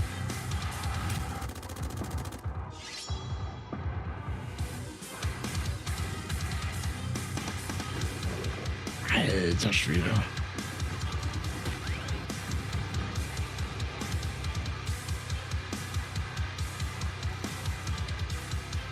Ist ja schon raus, das ist aber unnötig, hätte man erwartet. Okay. Mal schauen. Ich bin froh, dass momentan wenig rauskommt. Bitte kommt die Ufi raus.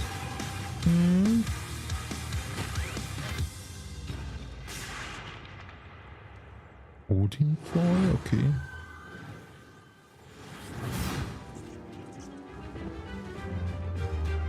Oh mein Gott.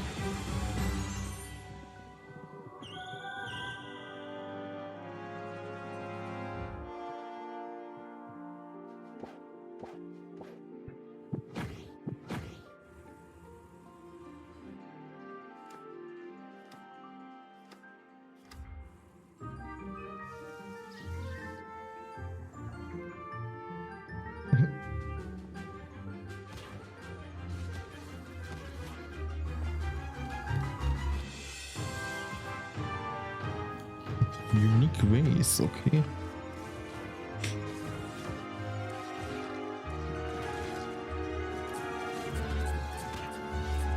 Oh, wie cool.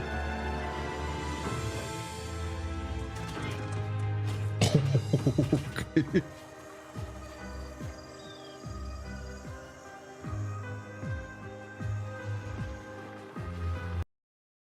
Nein, jetzt leckt es schon wieder. War bei mir auch gerade. Als ob die so eine schlechte Verbindung haben.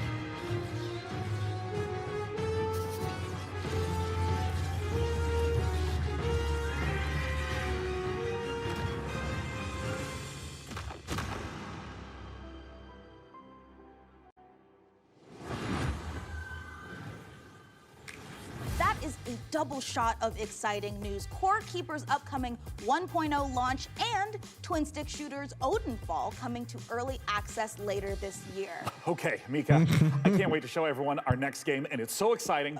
I'm gonna need to stand up for this. You should stand up too. Okay, yeah, sure. Okay. It's hard to think of a better combination than the team behind the gloriously gory medieval warfare slasher Chivalry 2 and this classic zombie survival horror game that started out as a mod for Half-Life 2.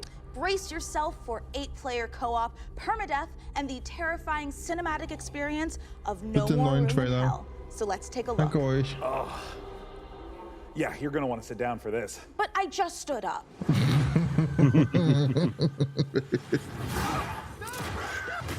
Also den haben wir schon gesehen, oder? Aber nicht in der Art. Hell 2 is a permadeath horror co-op game. You start with a flashlight with no weapons, and you're exploring in the dark, and you're trying to find your first friend and your first weapons to get some safety. You find more gear, you find more people.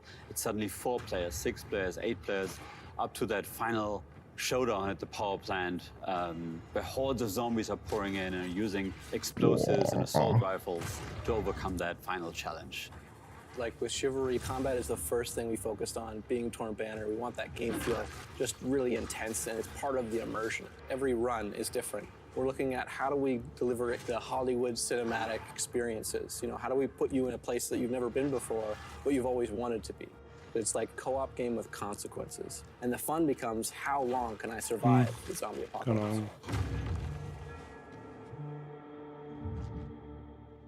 Early Access Halloween?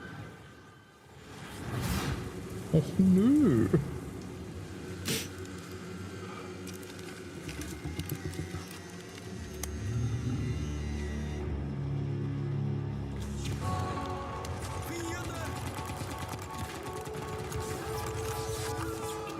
Ja, was ist das jetzt?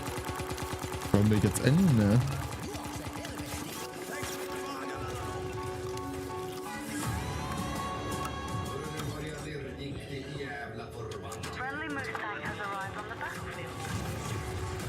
Okay.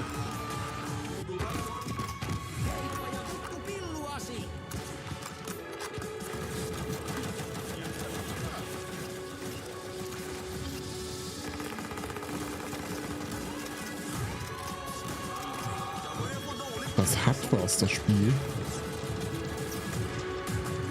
Das geht. Jetzt sind Grenzen da irgendwie. Okay. Wilhelmschrei, yippie!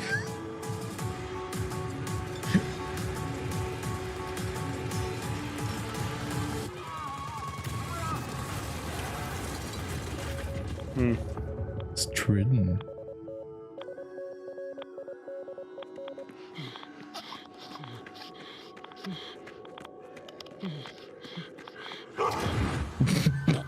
Okay.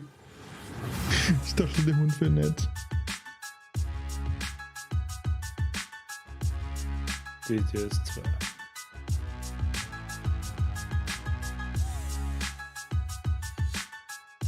Okay.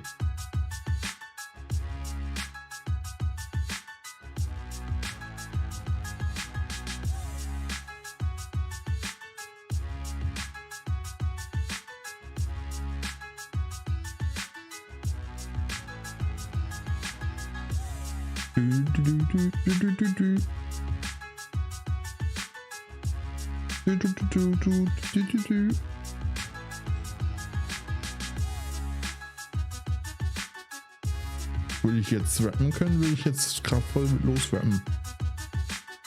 Dann fangen wir mal an. Test, 1, 2, 3, Mike Check. Yeah. Oh.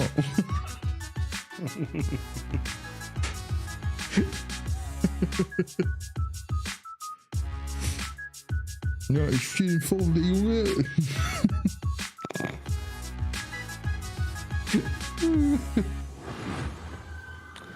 Hilfe. Es ist spät, okay. Ich darf das. Irgendwas mit Runner. Oh, das Sprint. Ja, sowas. Jetzt Sprint 66. Das ist cool. Run. Wow. Das ist ein Run-Teil.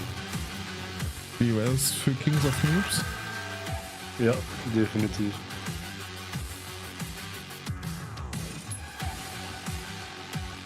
Death Sprinter hieß es, oder? Death Sprinter 66. Nee, oder? Death Sprinter 66? Death Sprinter. Ich kann es nicht schreiben, Alter, bin ich dumm. Sprinter. So, Death Sprint 66? Death Sprinter, okay.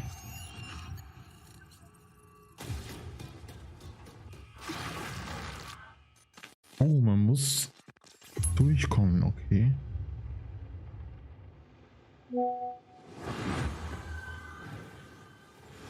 Gore meets parkour in Death Sprint 66. And here I thought the worst thing that could happen while jogging is jogging. Now, you've heard of motorbikes and motorboats, but how about motor brooms? In Crescent County, you can escape to a beautiful and wholesome island of witches, where you don't just fly around on boring old wooden brooms. You soup them up, trick them out, and use them for drifting, racing, and running a high-speed delivery service. Let's take a visit to Crescent County. World Premiere. Eigentlich müsste ich den Sound auf mein Soundboard packen. Ja, voll.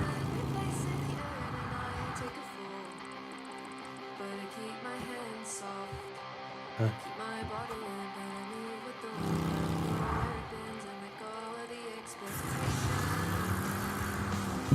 Okay. Kriegst du dann den Besen? Hm? Ja.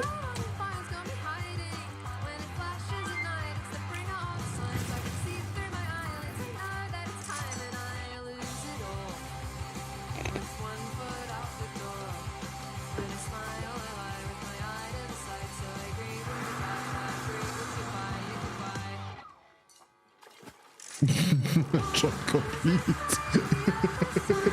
Wie geil.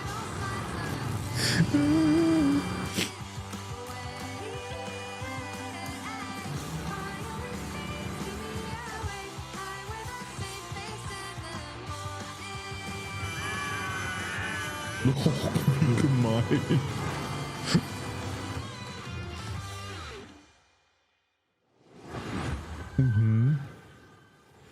And now I'm beyond lucky to be joined by Crescent County's creative director, Anna Hollenreich. Anna, thanks so much for joining us. Thank you so much for having me. I am so excited to be here. Now, that was a lovely trailer, and I'd love if you could just walk us through a little more of what we just saw. It's kind of if you imagine Kiki's Delivery Service meets the Bikes of Kira, set on a rural witch tech island. It's a game about finding yourself, kind of as a proto-adult, and I'm really interested in this question of how do you find home in a new space? How does a place become yours? By day, you're driving around the island, making deliveries to the locals, and then by night, you're racing around the island with the characters that you've befriended along the way, or, I don't know, maybe you want to get one of the characters to date you, but you need a bed frame because they have self-respect. Believe me. You did say that you took some personal experiences into this. It's so real. Okay.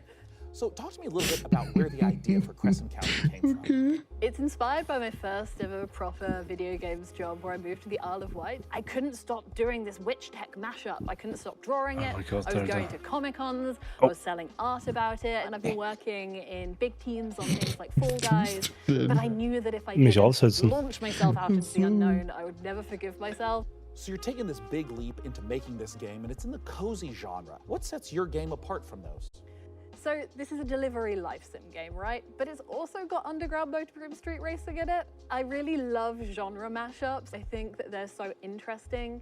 And I love making worlds that feel warm and lived in and loved, where people feel, you know, relaxed and safe. But also, if you want to amp things up, you can trick out your motor broom to the point where you're almost flying and smash into your friends with all your sigil sticker powers. What about it excites you the most, though? We're really interested in making this island feel very relaxing to drive around, but also hiding all of these little shortcuts and jumps and boosts all over the place so that it can be just as intense and chaotic sometimes as well. Where can everyone get their hands on Crescent County? So this game means the absolute world to us. It's a bit of my heart, it's a bit of my soul, and if it interests you, please add it to your wish list. Crescent County looks amazing, Sean, and it is just oozing with charm. I'm definitely making room for it at the top of my wish list.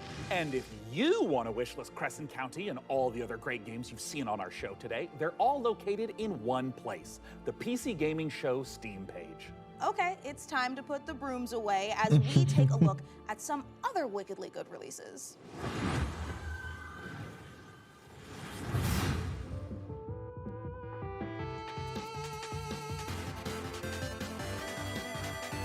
Indie.io?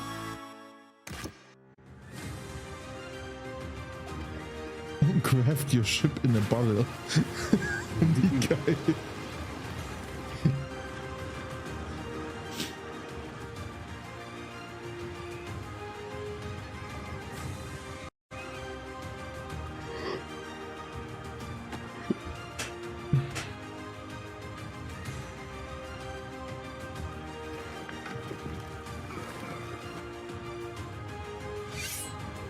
Oha.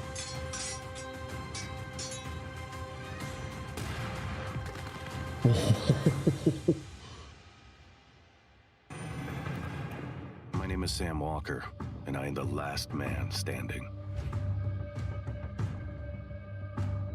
I steel myself for what's to come. Okay. I may not survive this, but at least I'll go down fighting. Fighting for a chance to make things right. Even if it's too little too late. Hat sehr viel verraten. Joe.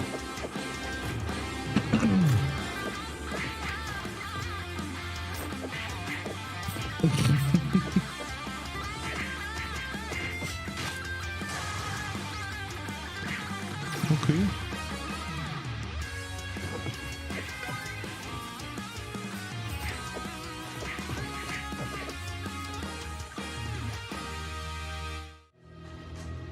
Sieht witzig aus. Ja.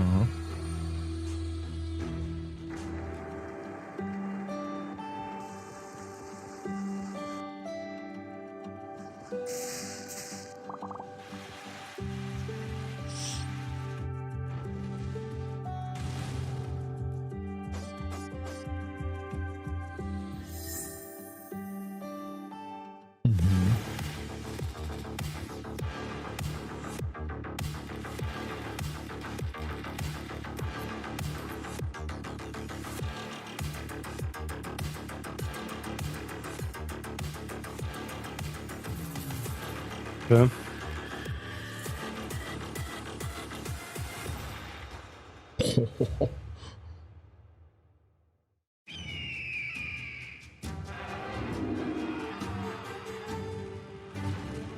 Ich bin deppert.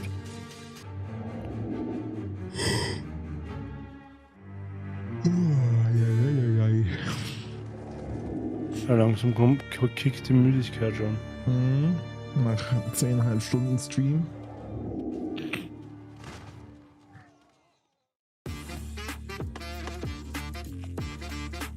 Aber so lange kann es ja nicht mehr dauern.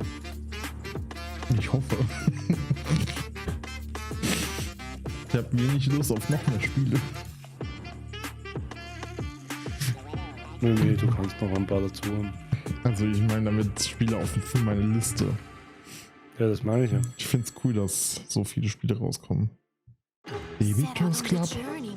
Okay. And find your voice. For it is the sound of the instrument that soothes your father. But I don't know where to go, where to search for it. Was ist das für ein Spaß hier? A great sight one can cast. Other worse, whereby the heavy cup of wine one can cast. Okay.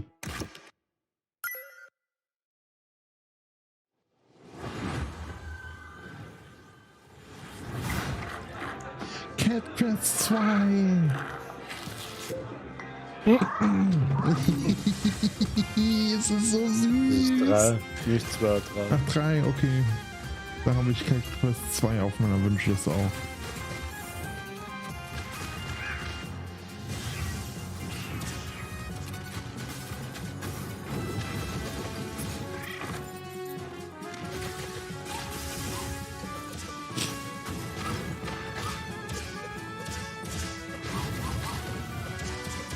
Und das ist auch schon so.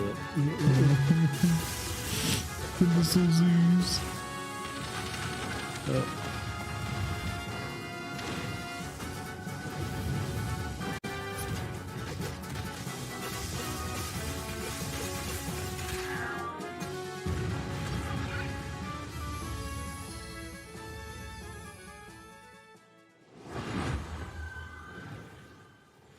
Hello, my name is Nicole He, and I'm working with Nereal and Devolver Digital to make the world's first thirst-person shooter, The Crush House. So in the game, you've been hired to produce 1999's hottest reality show, and your job is to choose the cast, film the drama, and give the audience what they are thirsting for. But remember, never ever speak to the talent. Anyway, all the different audience groups want to see different things, so let's see who's tuning in today. All right, we've got the divorced dads. They want to see bromances, meat on the grill, strong male emotions, you know, divorced dad stuff. And the fish freaks are here. We've earned money from ads, so let's put some fish in the tank for them. This is normal for reality TV. And the film students are watching, and they want to see all of this at a Dutch angle, of course. Hold on, butt guys in the chat? Let's see what they have to say. Pants are prison for the ass, if that's what you want, Sir Mix-a-Lot. You know, if we combo all the different things that they want to see in frame together, the ratings will go up even more. Chat is loving it. And no matter how crazy the audience requests are, we have to satisfy them or else the show will be canceled. But don't worry if things do go wrong. This is reality TV after all. Just pick a new cast, start the season over, and maybe this time we'll make it to the series finale of The Crush House. Das ist eigentlich ein cooles Konzept.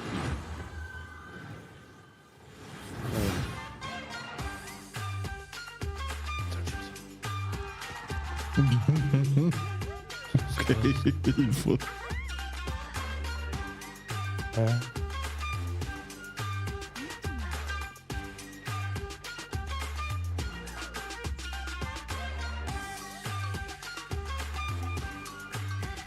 Brauchst du ja komplette Season oder?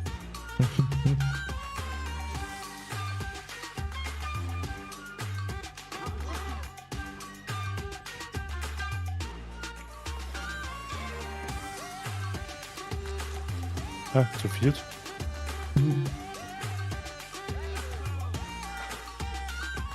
Wie cool.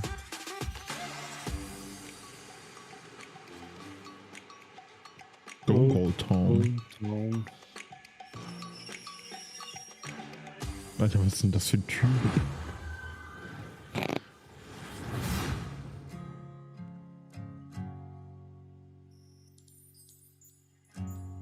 Lang entfernten Galaxie. Space Trucker. Oder Star Trucker, ja, so irgendwie.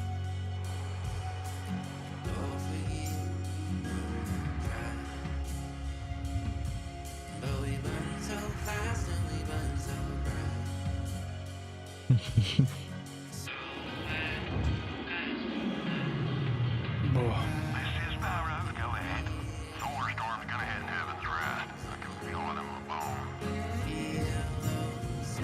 Boah.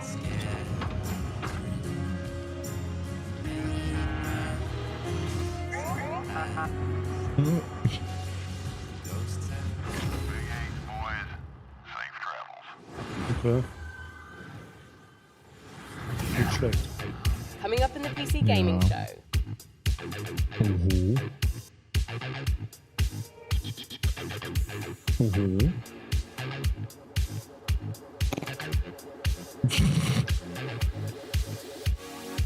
Capybaras.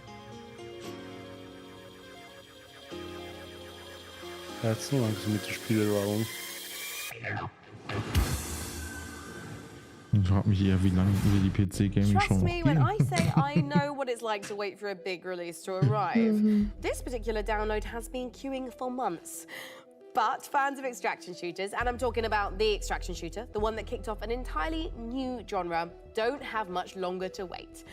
Multiplayer FPS Escape from Tarkov has been in beta since 2017, but is now preparing for its heralded 1.0 release.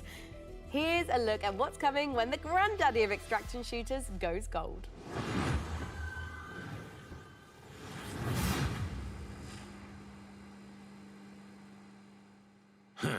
Ну, здравствуй, солдат. Несколько hängen geblieben, Gruß. Давненько не заходил. Куда пропадал-то?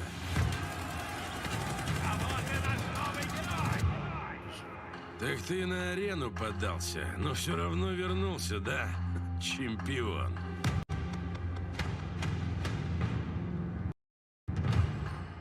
Да, изменился ты. Но и у нас тут жизнь не стоит на месте.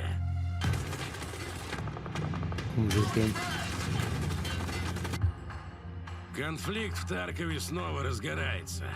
И пока неизвестно, чем все это закончится.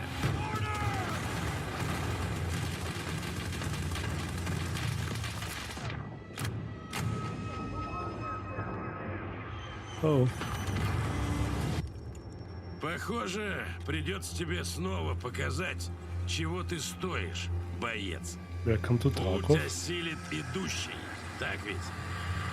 Was Neues? Ja.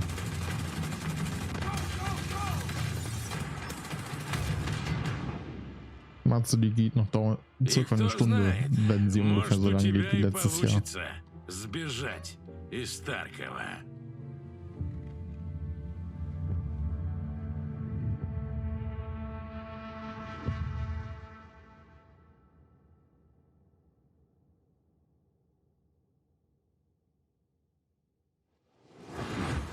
Out now.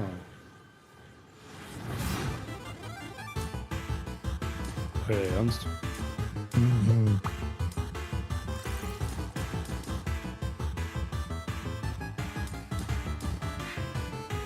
Okay. Plötzlich blickt uns die Leute durch.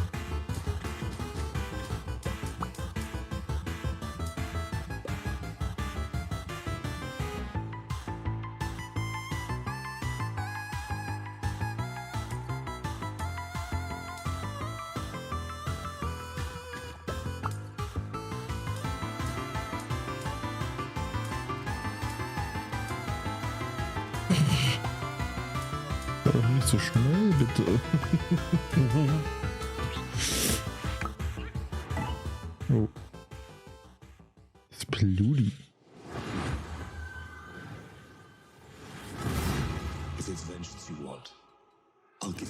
Das ist das Spiel, was wir auch schon gesehen haben. As long as Ooh is free, Blindless. no mortal peril. Help me seal him away. Stem the tide of destruction. It's the least you can do.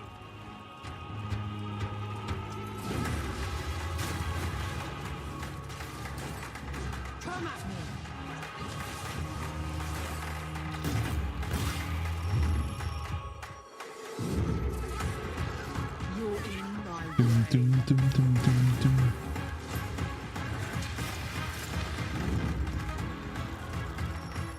Let's go.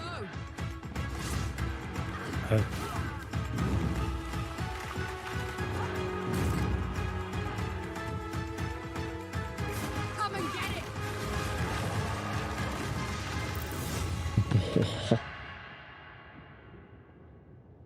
The Siege of Dawn.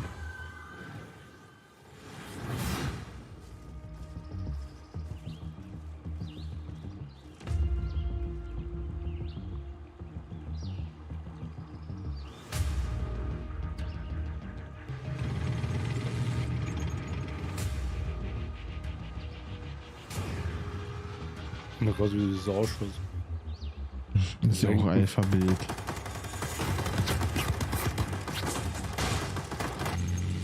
Ist das sowas wie Hell Loose, oder wie das hieß? Ich glaube.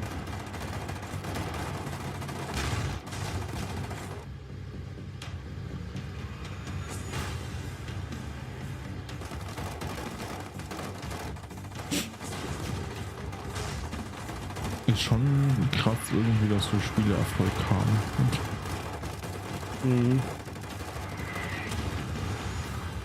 Alter Schwede.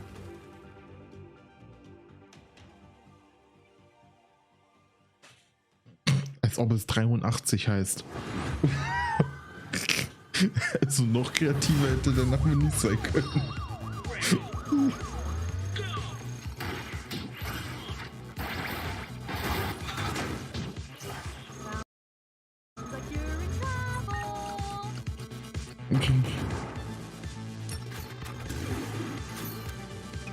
Spiel.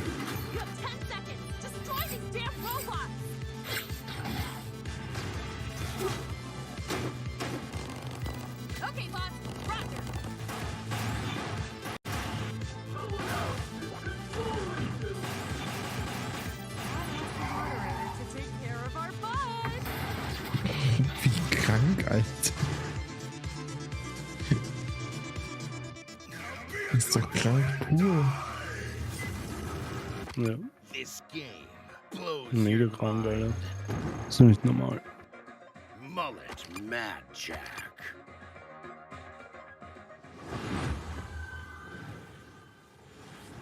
Sean, I am sad to say it, but we're not a million miles away from the end of our show. What? Already? Oh, wait. Sean, are you about to yell no and dramatically wave your fist at the sky? No, I thought I was going to sneeze. Oh. Anyways, as you were saying. Right, well, we don't have much left in the show, so it's time to... Sorry, it turns out I am allergic to shows nearing conclusion. Well, as I was saying, it is time to share something very special. We are living in a golden age of city builders, and there's something out there for everyone. Strategy, survival, puzzle games, co-op, there are even some really great, cozy, no-stress city builders. And it's true. But even with all the city builders I play, I can honestly say that we've never seen one quite like this. From a very talented team of developers who made games like Mark of the Ninja and Gone Home, let's watch the world premiere of Generation Exile. World premiere.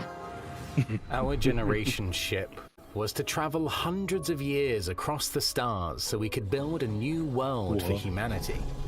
We had tried to restore Earth's ravaged ecology. The desperate solution nearly wiped us out instead. And now it's on the ship. And it's growing. There are only a few thousand of us left, and we cannot repeat the past. In our ship's closed ecosystems, resources are finite. Nothing can go to waste. Every bit of scrap needs to be salvaged, reclaimed, and repurposed into what we need to survive. Materials, food, water, air. We might not always work well with each other. We might squabble, we might stumble, but we are all we have. As we're building a balanced ecosystem, years will go by like minutes. We must adapt to each other and to the unknown. We're not just learning to build a sustainable future. Everyone on board is living their own story, and your story will be different from mine. Can we escape the mistakes that drove us from our home? Because every decision we make now will determine if humanity earns a second chance. Ist schon geil. Ja, Sonderlust Studios. Wie geil. Oh, was ist das? Eine echte Welt. Was ist das? Eine echte Welt. Generation Exile is a sustainable solarpunk city builder with a reactive emergent narrative that changes every single time the game is played. You were aboard a generation ship traveling for several hundred years, leaving a ecologically ravaged Earth behind, attempting to find a new home for humanity. So rather than repeat the failings of Earth in the past, you need to find a new way to develop a society that is sustainable and can thrive. Your job is to make sure that you shepherd humanity successfully to the destination planet and that they live to get there and there's enough people to keep humanity going. Players' goals differ a bit from traditional recognizable city builders, where yes, you're still having to provide the basics for your society, food, shelter, clean water, but there's kind of this unquestioned notion that we see both in a lot of strategy games, but also just in the world around us, where it's like, oh, well, when we need more resources, we can just keep extracting, we can just keep growing and growing and growing. It's simply not possible to keep expanding forever. And that is a thematic element of the game for sure, but part of that has come from just looking at the industry around us, where all the goals are just like, what are the returns for the next quarter? We see the harm that is caused by that single-minded focus on how can we extract as much value in the short term. And the people who are harmed the most by that are the thousands of people who in the last 6-8 months have lost their jobs, right? So as you make your way through the game and progress through the game, rather than just infinitely getting bigger, it's about becoming more regenerative, to use only what you have around you because there's no external source of anything else. Fundamentally, you're on a spaceship. You got what you got.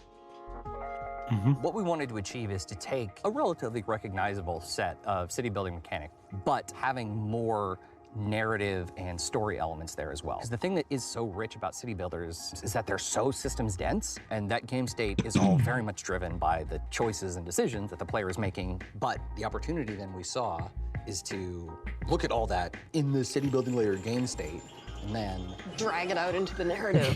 Exactly. Kicking and screaming. but in a good way. In a good way. Where rather than, just everyone's gonna play through the game and at turn 15, this thing happens. Then at turn 25, this thing happens. Instead, you can just have authored narrative events that are reactive to whatever choices you've made. Like weird ecology things that are occurring aboard the vessel, or they're situational crises. Yeah. Small and large. We're able to provide the player the ability to make consequential specific decisions that are divorced from just the pure systems of the game, which then informs the events that will occur in the future, so that at the end, there will be echoes of the decisions you've made along the way. It should feel like the journey to get there is one that you uniquely experience, and the conditions that you finish with are ones that are reactive to all the decisions you made leading up to that point. The game can be wishlisted right now on Steam, and folks can also just go to sonderluststudios.com to sign up for our newsletter and learn more as we roll things out. There'll be more delicious tidbits in there. Will they be delicious? They'll be delicious.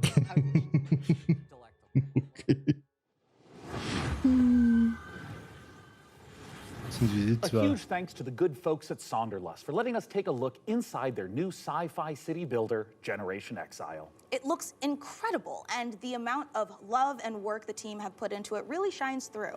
Now look, we are under no illusion that this last year has been incredibly difficult for so many developers in the face of thousands of layoffs and countless studio closures. Today we are so grateful that we have the chance to put a spotlight on many people really continuing to make games in the face of uncertainty.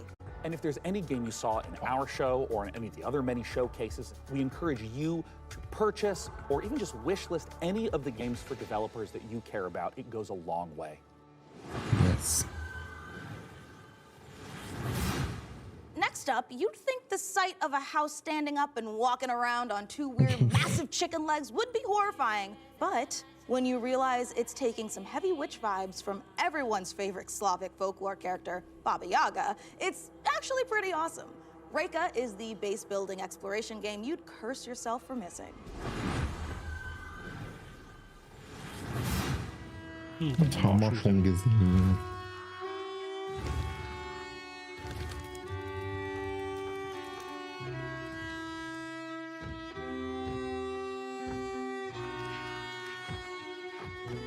So würde ich auch gerne Holz hacken.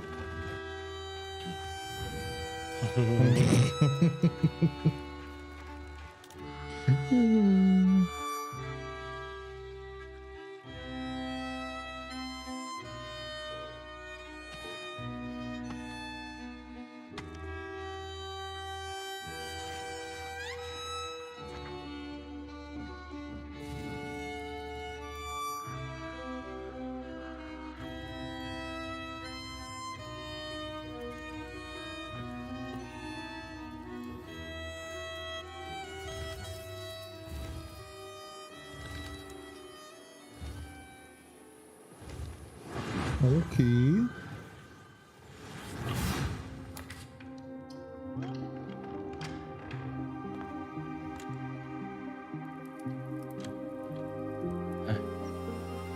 Ich bin verwirrt. Mit einem Rätselspieler kannst du verwirrt sein. Dann ist alles in Ordnung. Ja.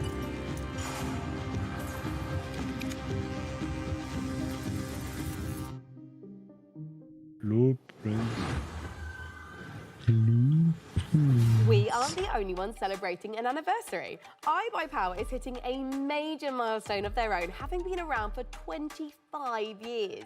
iBuyPower is a fully independent and leading manufacturer of high-performance pre-built and custom gaming PCs based in North America. As a special thanks for 25 years of powering the PC gaming community, iBuyPower is giving away one of their official VCT Americas PCs, the RDY Y70 Valorant VCT AR002.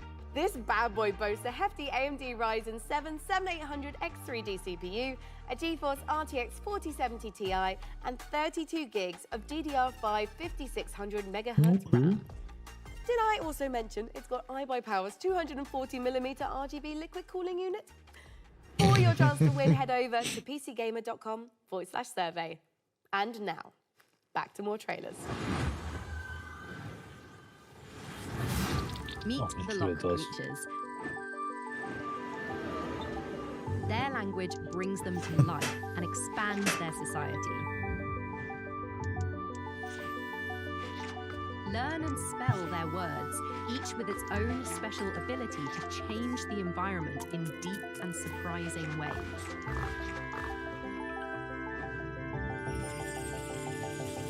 Play the Lock digital demo available today. Okay. In a world where the top special forces operatives are all just wizards for some reason, one team is unstoppable. Not yours. Hers. The Black Ops Chronomancer. Her team of needlessly fancy goons have brought the world to the brink of war. And only one group of mismatched rejects stands in her way. A disgraced retired Navy seer who can see every possible future, but can't remember his own tragic backstory. The freelance Storm Witch, a private investigator whose mastery of lightning is devastating, unless her enemies aren't standing near windows. The Necromedic, a surgeon who turned to necromancy when she lost her medical license. She can heal you, but she'll have to kill you first. The Rebel Riot Priest, your heavy support. Faith is her armor. But she is also wearing actual armor. Together, there's no threat they can't stop. As long as they can get there by public transport, they can rewind every time they screw it up. And there's an easy mode if they need it. Tactical Breach Wizards. Coming to Steam August 20th. Demo available now. Also, could you wishlist it, please? Very cool. Wow, what a show so far. I'm absolutely loving it. And don't forget, you can do more than just watch this amazing lineup of games. You can play them too. Visit the PC Gaming Show Steam page to wishlist all the titles you've seen on today's show, all in one convenient, clickable place. CC. Now, do you love history? Do you also love lists with between 9 and 11 items on them? But today is your day. For our 10th anniversary, we've counted down the 10 biggest moments in PC gaming over the past decade. You can see where your favorite moments landed by visiting pcgamer.com/10.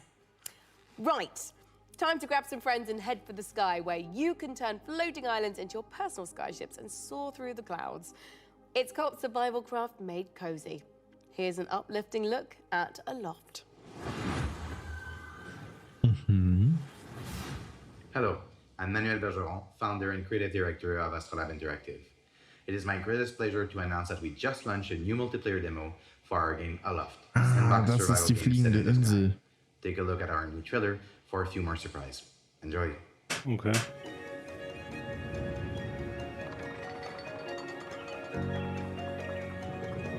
So, ein Spaß.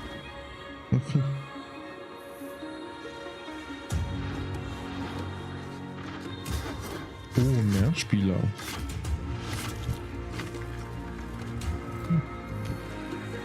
Okay.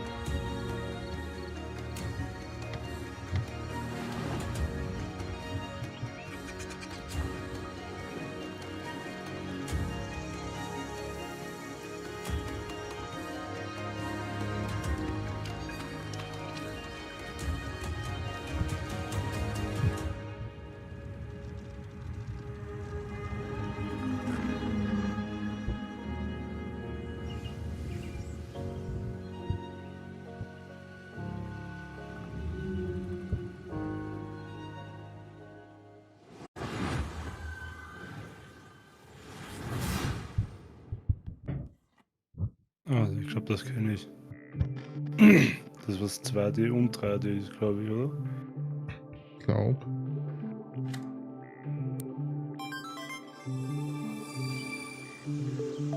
Ja. Ah ja, stimmt. Das ist auch cool. Die Idee dahinter ist echt gut. Aber ich wäre so aufgeschmissen.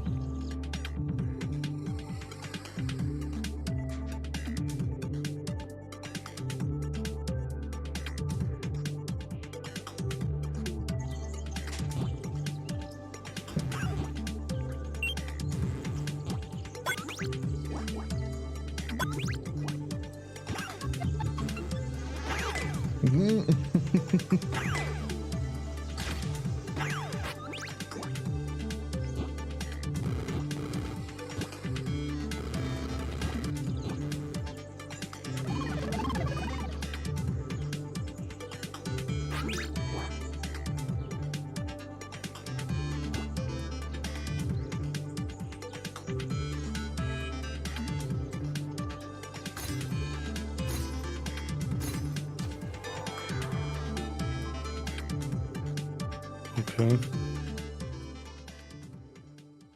Eigentlich hat man doch eine gute Orientierung. Das geht.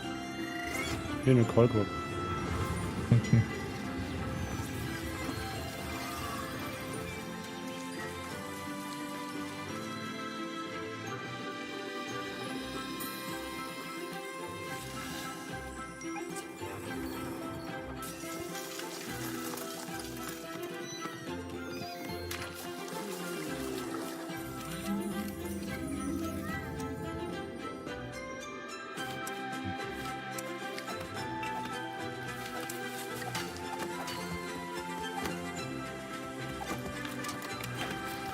Sehr süß.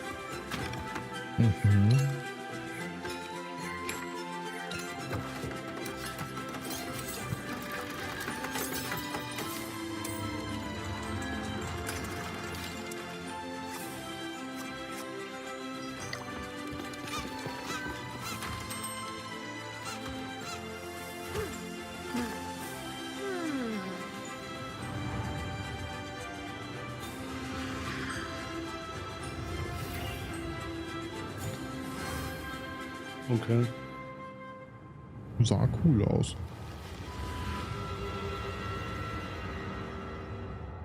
Oh. Kickstarter.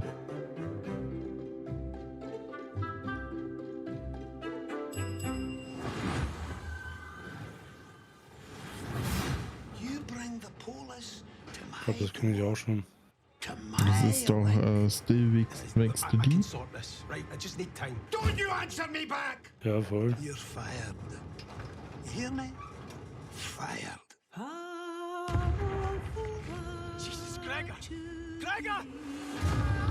Jesus, Gregor. Na. Boah, wie krass. Okay.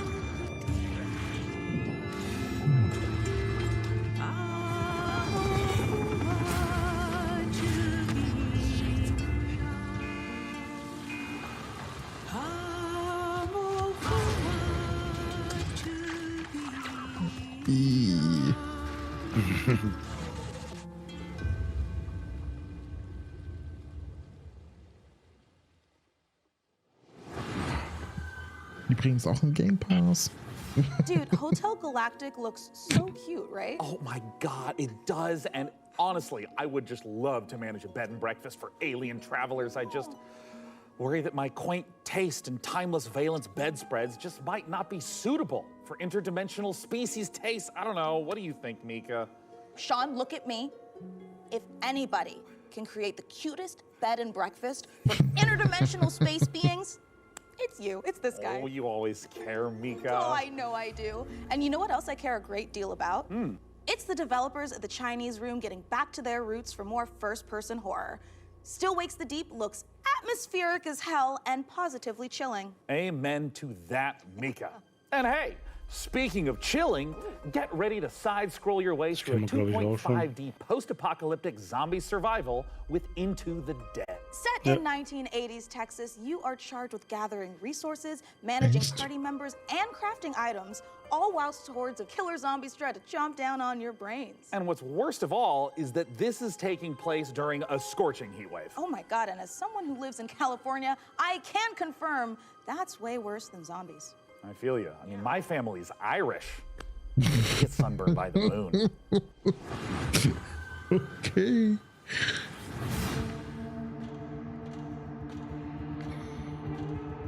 Das war aber ein Horror-Showcase. Ah, ja, stimmt.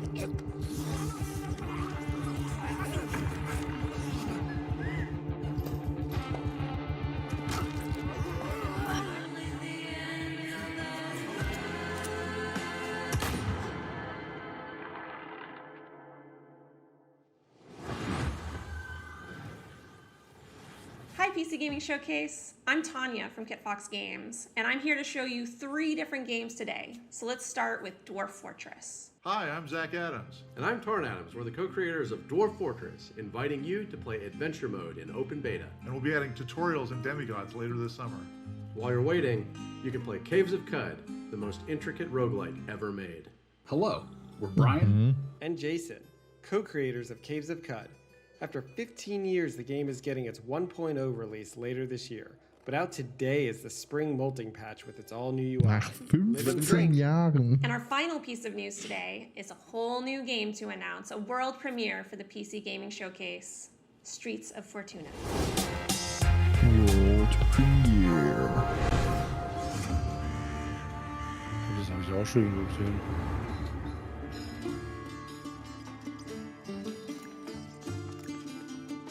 Ich noch nicht. How will you survive in Fortuna? Will you be a thief? A cook? A smuggler? An artisan? A trader? The city is a richly generated sandbox. Each citizen living their simulated life. Use knowledge to your advantage, romantically or politically. Live your other life in Streets of Fortuna. Das hört sich spannend an.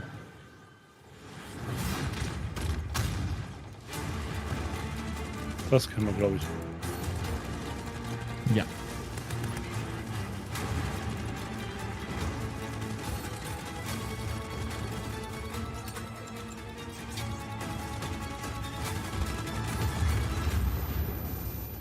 Oh ja.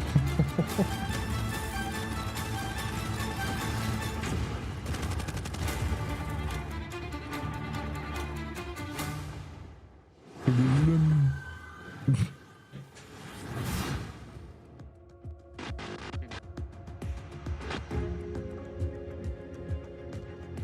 Ich will Detektiv spielen.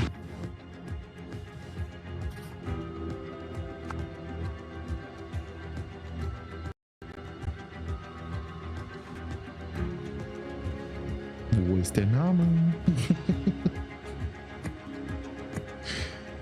Can you give me please the name? Du spielst sowas gern, gell? Ja, ich liebe Detective-Spiele.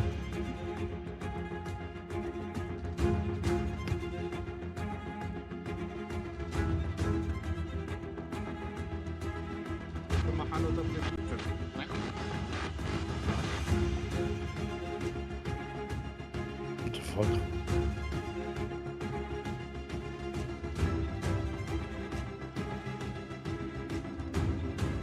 Alter, wie creepy. The Rise of the Golden Pool. Idol. So Idol. Idol. That was the Rise of the Golden Idol, once again inviting you to unravel the truth being a tangled mystery. Now, take a look at a game from our friends at Hooded Horse that combines turn-based strategy with real-time exploration. Here's the new trailer for Every Day We Fight.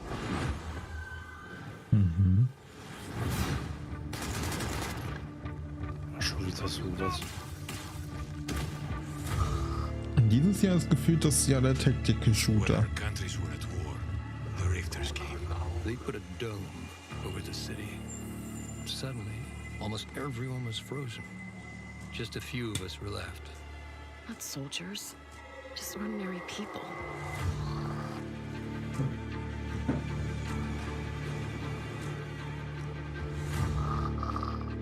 You know what? I never used to like guns.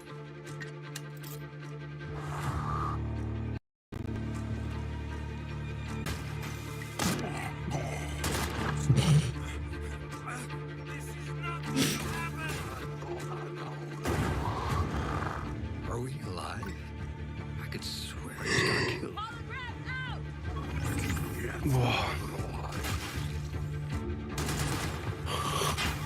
I think we jumped back in time.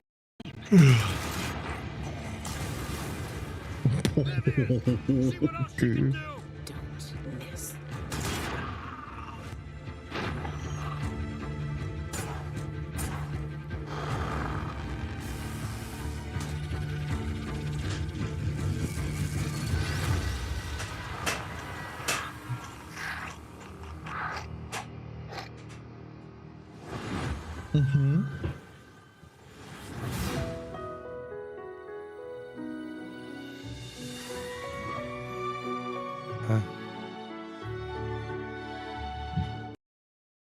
Bei mir hängt. Ah, jetzt nur.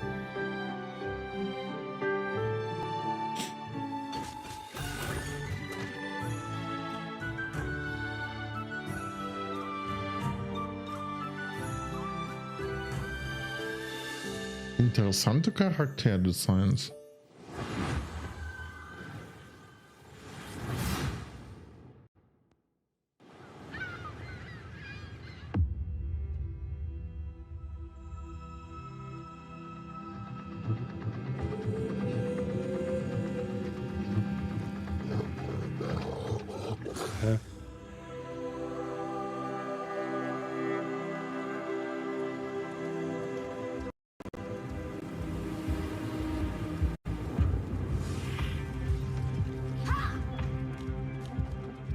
Sieht komisch aus. Okay.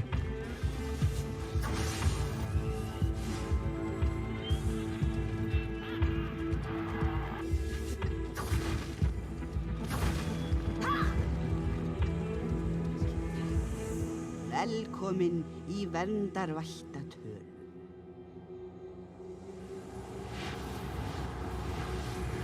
Wollte man ein Spiel mit einer Rentnerin machen?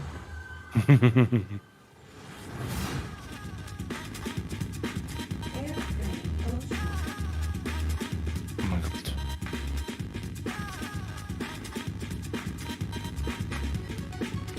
Okay.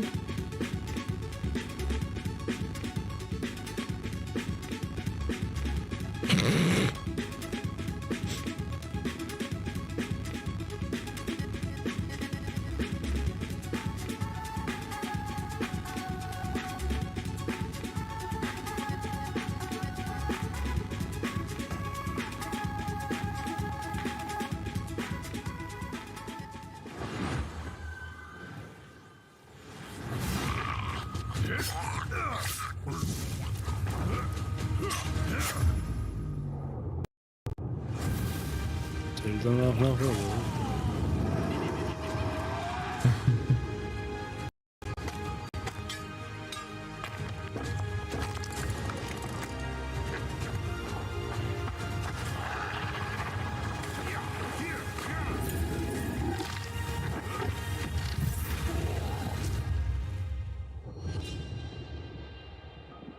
Okay.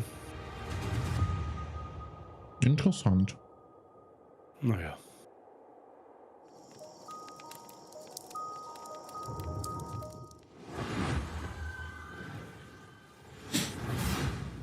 Hi everyone, this is Dave, Community Manager on Windblown, the upcoming action roguelike from Motion Twin, the creators of Dead Cells.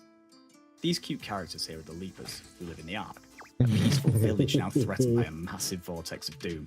So they train up and become fearless warriors to fight back in an attempt to save their world. Using a cool thruster, you can dash at lightning speed, letting you dart across the stage, dodge out of enemy attacks, or find new areas and secrets.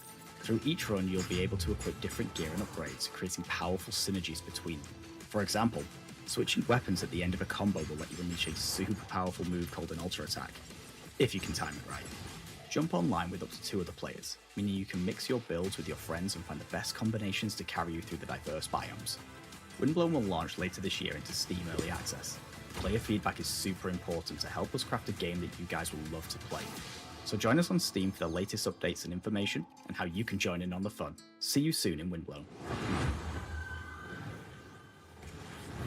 Folks, we are in the final stretch of the 10th anniversary PC Gaming Show, but that doesn't mean we are winding down. We are, in fact, amping up. That's right! We're wrapping things up today with not 1, but 2 world premiere trailers in a row. It's like buy one, get one free world premieres. No, Sean. That coupon expired in 1989, so we won't be getting well, that's too bad, except, look at this! This is our 10th PC Gaming Show, which means I get a free premiere. Look at this guy! Thanks to Sean's Grandmaster level card play, let's check out 2 big world premiere trailers to cap off our show. World premiere.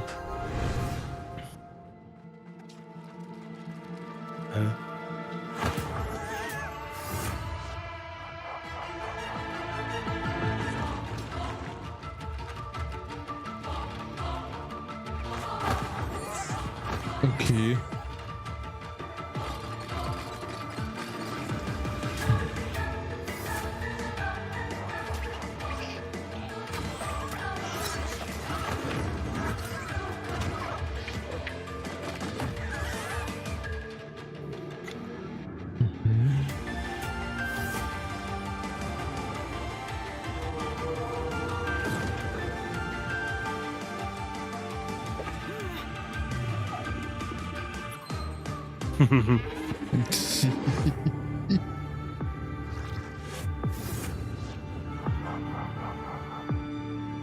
Okay.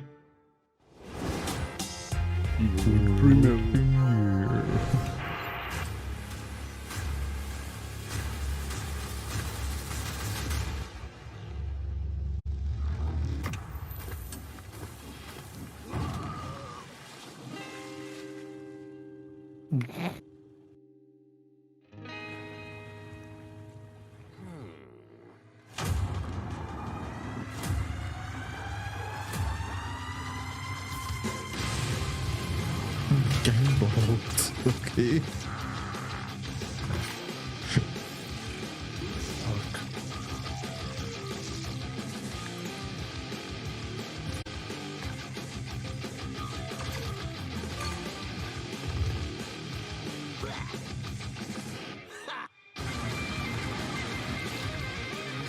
Go Gunboat.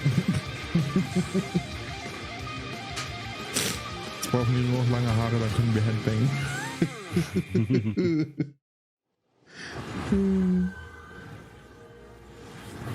And that is a wrap on the PC Gaming Show 2024. We had such a great time showing you all the exciting PC games headed your way, and we're especially thrilled that you could join us for our 10th anniversary show. And I mean, if you've been tuning in to watch our show for 10 years straight, thank you so much. We couldn't have done it without you.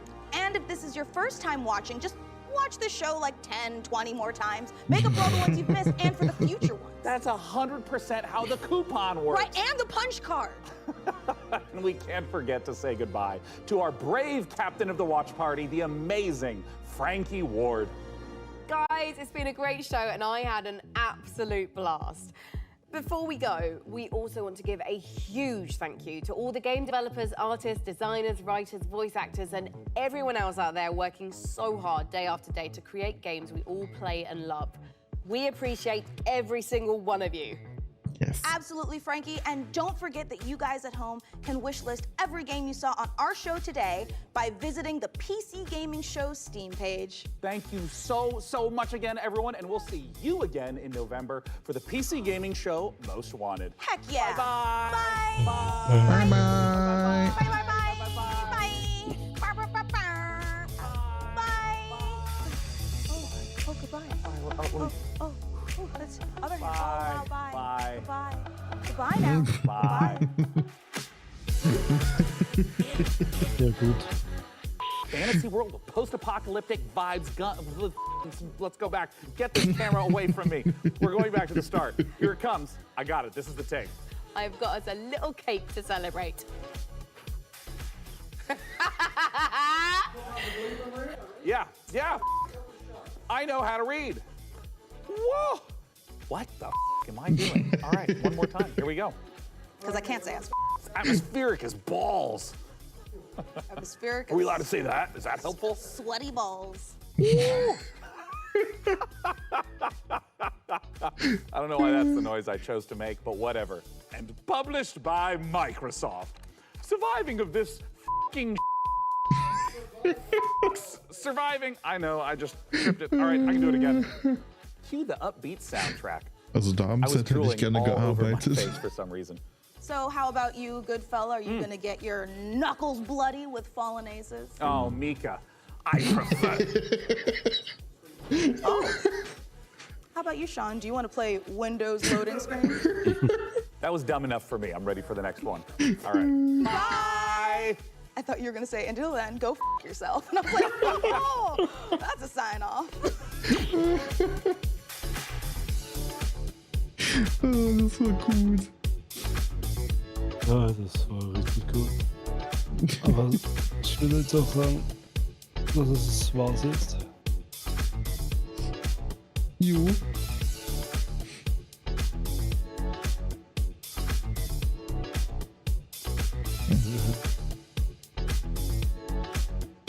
Nee, ganz ernst nicht. Die haben alle so gute Musik immer.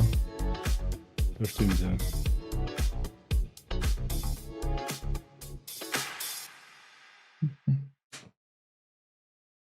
Yeah, thank you for watching, for everyone that's here.